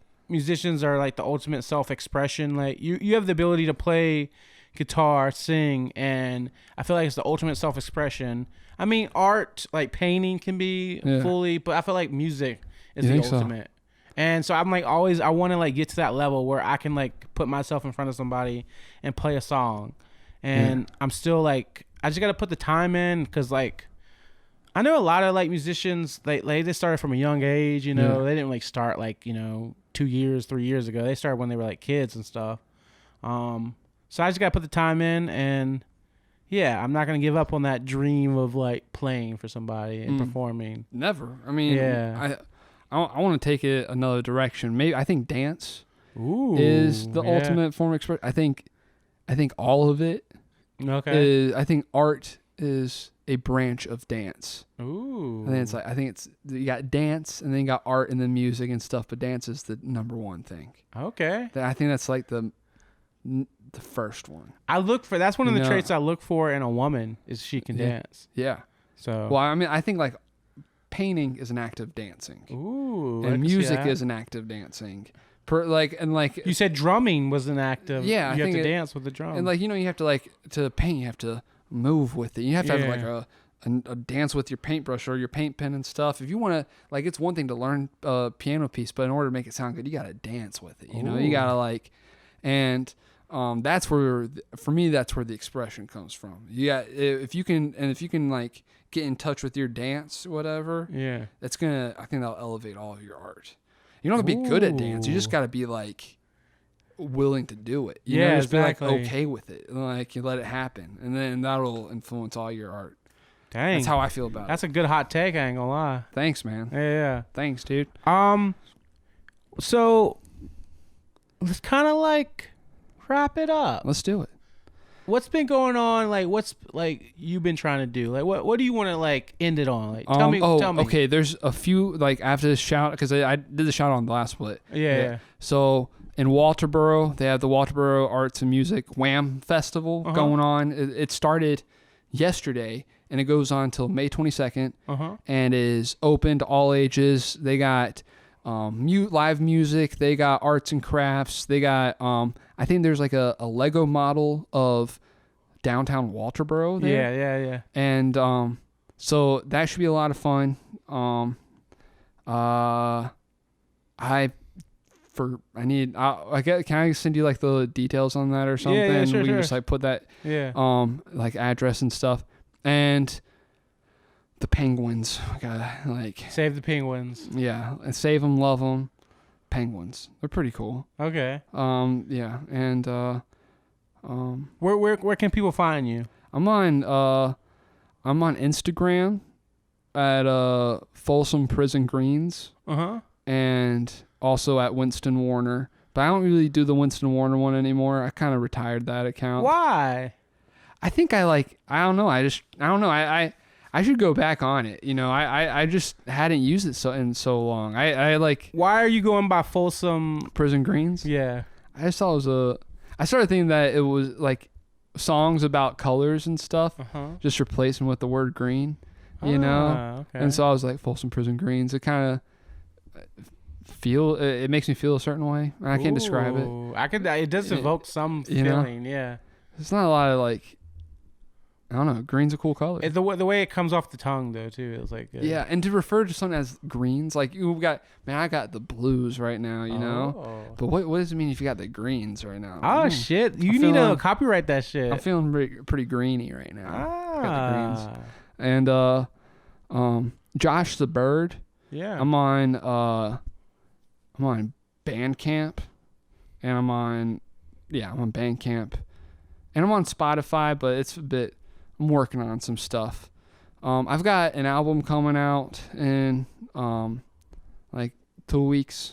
2 weeks, okay. And but it's weird stuff. Okay. But it's gonna be like a mix of some singer-songwriter stuff, and then just like weird noise, electronic music. It's gonna be a cornucopia of sound. And I want to say that Josh the Bird, I got that name from when I was in 5th grade. We had these like reading buddies. Uh-huh. All right, so like where we would walk over to the primary school and we would like work with first graders and teach them how to read, you know? And the last thing that we did with our like reading buddies is we had to write a book for them or with them. Uh-huh. And my reading buddy's name was Josh, and he came up with his story idea was about he could turn into a bird whenever he wanted to, and we called the book Josh the Bird. Yeah. And when I was like starting to make music and I couldn't think of anything, that memory popped into my brain. I was like, Josh the Bird, that's cool. That's kind of what like bird. how I feel about doing stuff, you know, turn to a bird for a second. Hell yeah. Yeah. So Winston, like, what do you think you would like people to like say about you? Like anytime you meet them, like what do you think what do you want them to say about you? Super weird. I don't know. I would like them to think that I'm weird. I like that. And maybe interesting, but weird. Why that? Why so? I don't know. I don't know.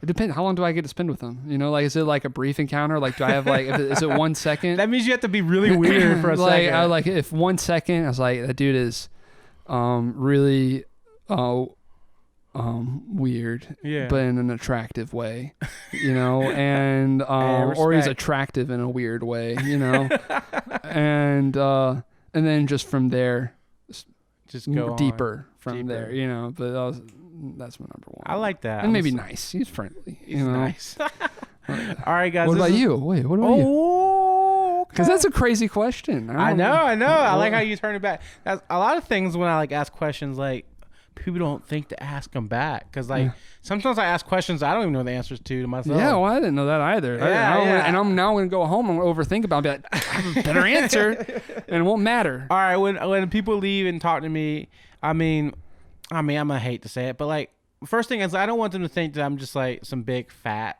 person. Because like, you know, appearance matters. But besides the appearance part, I want people to see me as a big heart. Yeah. Who cares about people and who's willing to like listen and understand. And through all that, I'm just like making this up. Through all that, I want people to really just understand that I'm part of the human spirit, and I think I know what I want to say. That I'm a Christian. Oh, word! I didn't know that. Yeah. Word. Yeah, I think that's what I want them to know when I like talk to them, that like I'm a Christian, and I guess I'm part of God's children. All that. I think it's cheesy to say. No, but it's not, dude. People don't say that. I don't like the words. I don't like the way it rolls off the Christian. tongue. You don't like? Well, I don't like children of God or something like that. I don't know. It's just been such beaten down until like the South. Dude, it's a weird thing. Like, but I wish we can like rebrand it a little bit. That's like, the challenge of being Christian. Yeah, I want to rebrand it a little bit. Like being religious in general and like talking about it is some vulnerable shit, dude. Yeah, I'm Christian too. I grew up Christian, and like I definitely like struggle with the identity of it. We talked about demons and fighting demons and stuff today. Yeah, I mean demons, dude. Yeah. They're around. They're like it's they're I don't know.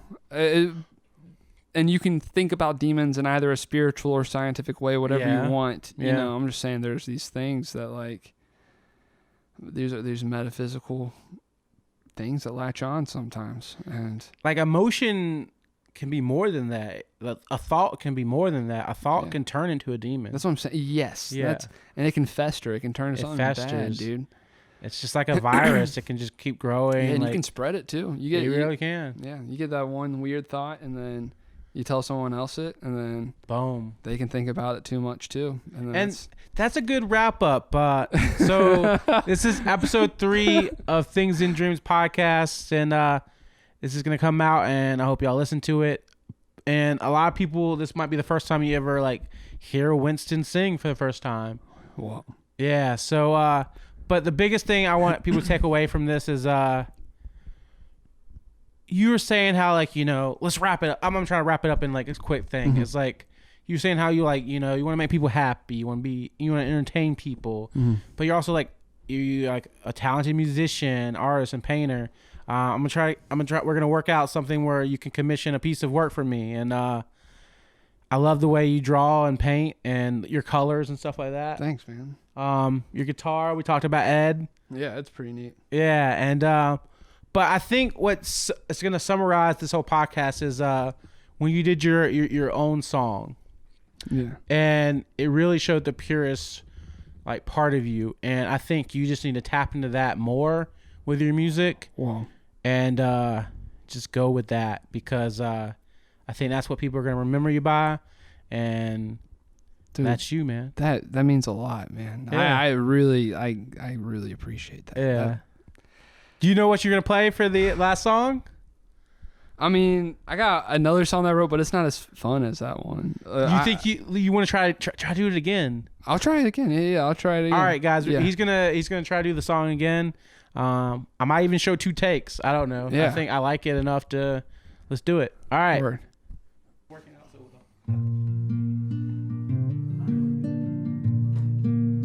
All right, this song is called I Really Miss You Today. I wrote this one a few days ago. I really miss you today. The house is empty today. Today I wish you hadn't gone away. Today I cried by the cats on a couch full of gnats. Today I miss our silly chats. Tomorrow will be better, I'm sure. Time is always the cure. My loneliness makes me insecure. And now that you're gone and away, I can't get a hold of the day. And now I feel like a stray dog. Today I played on my phone, all sad and alone. I guess I should just get stoned.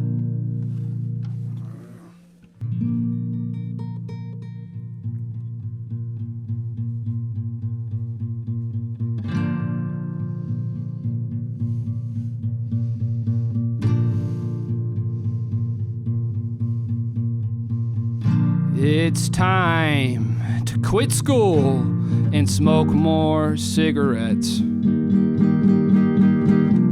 Start living my life with more regrets. I'm a silly man, and I've got a silly plan.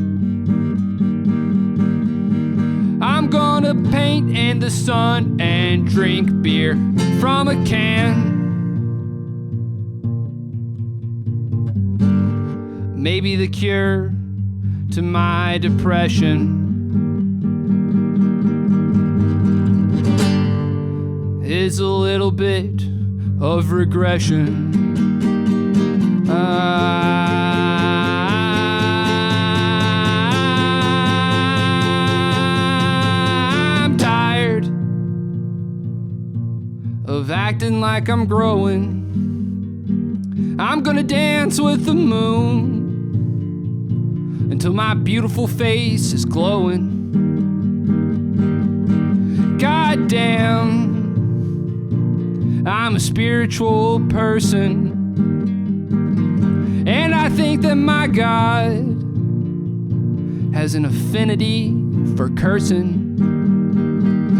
And she says, damn all the haters, stand proud masturbators. Let go of your shame, it's all a beautiful game.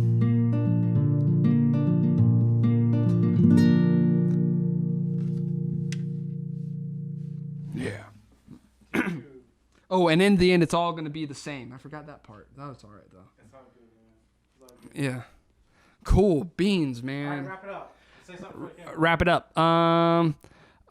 Man, thanks for having me. It was very fun. I'm sorry if I spouted any false facts. I've got one perception of things, and it's not either the correct one or the true one. So let me know if I said something that was wrong, or and so I can apologize or explain if that means anything. And yeah, that was very fun. Thank you.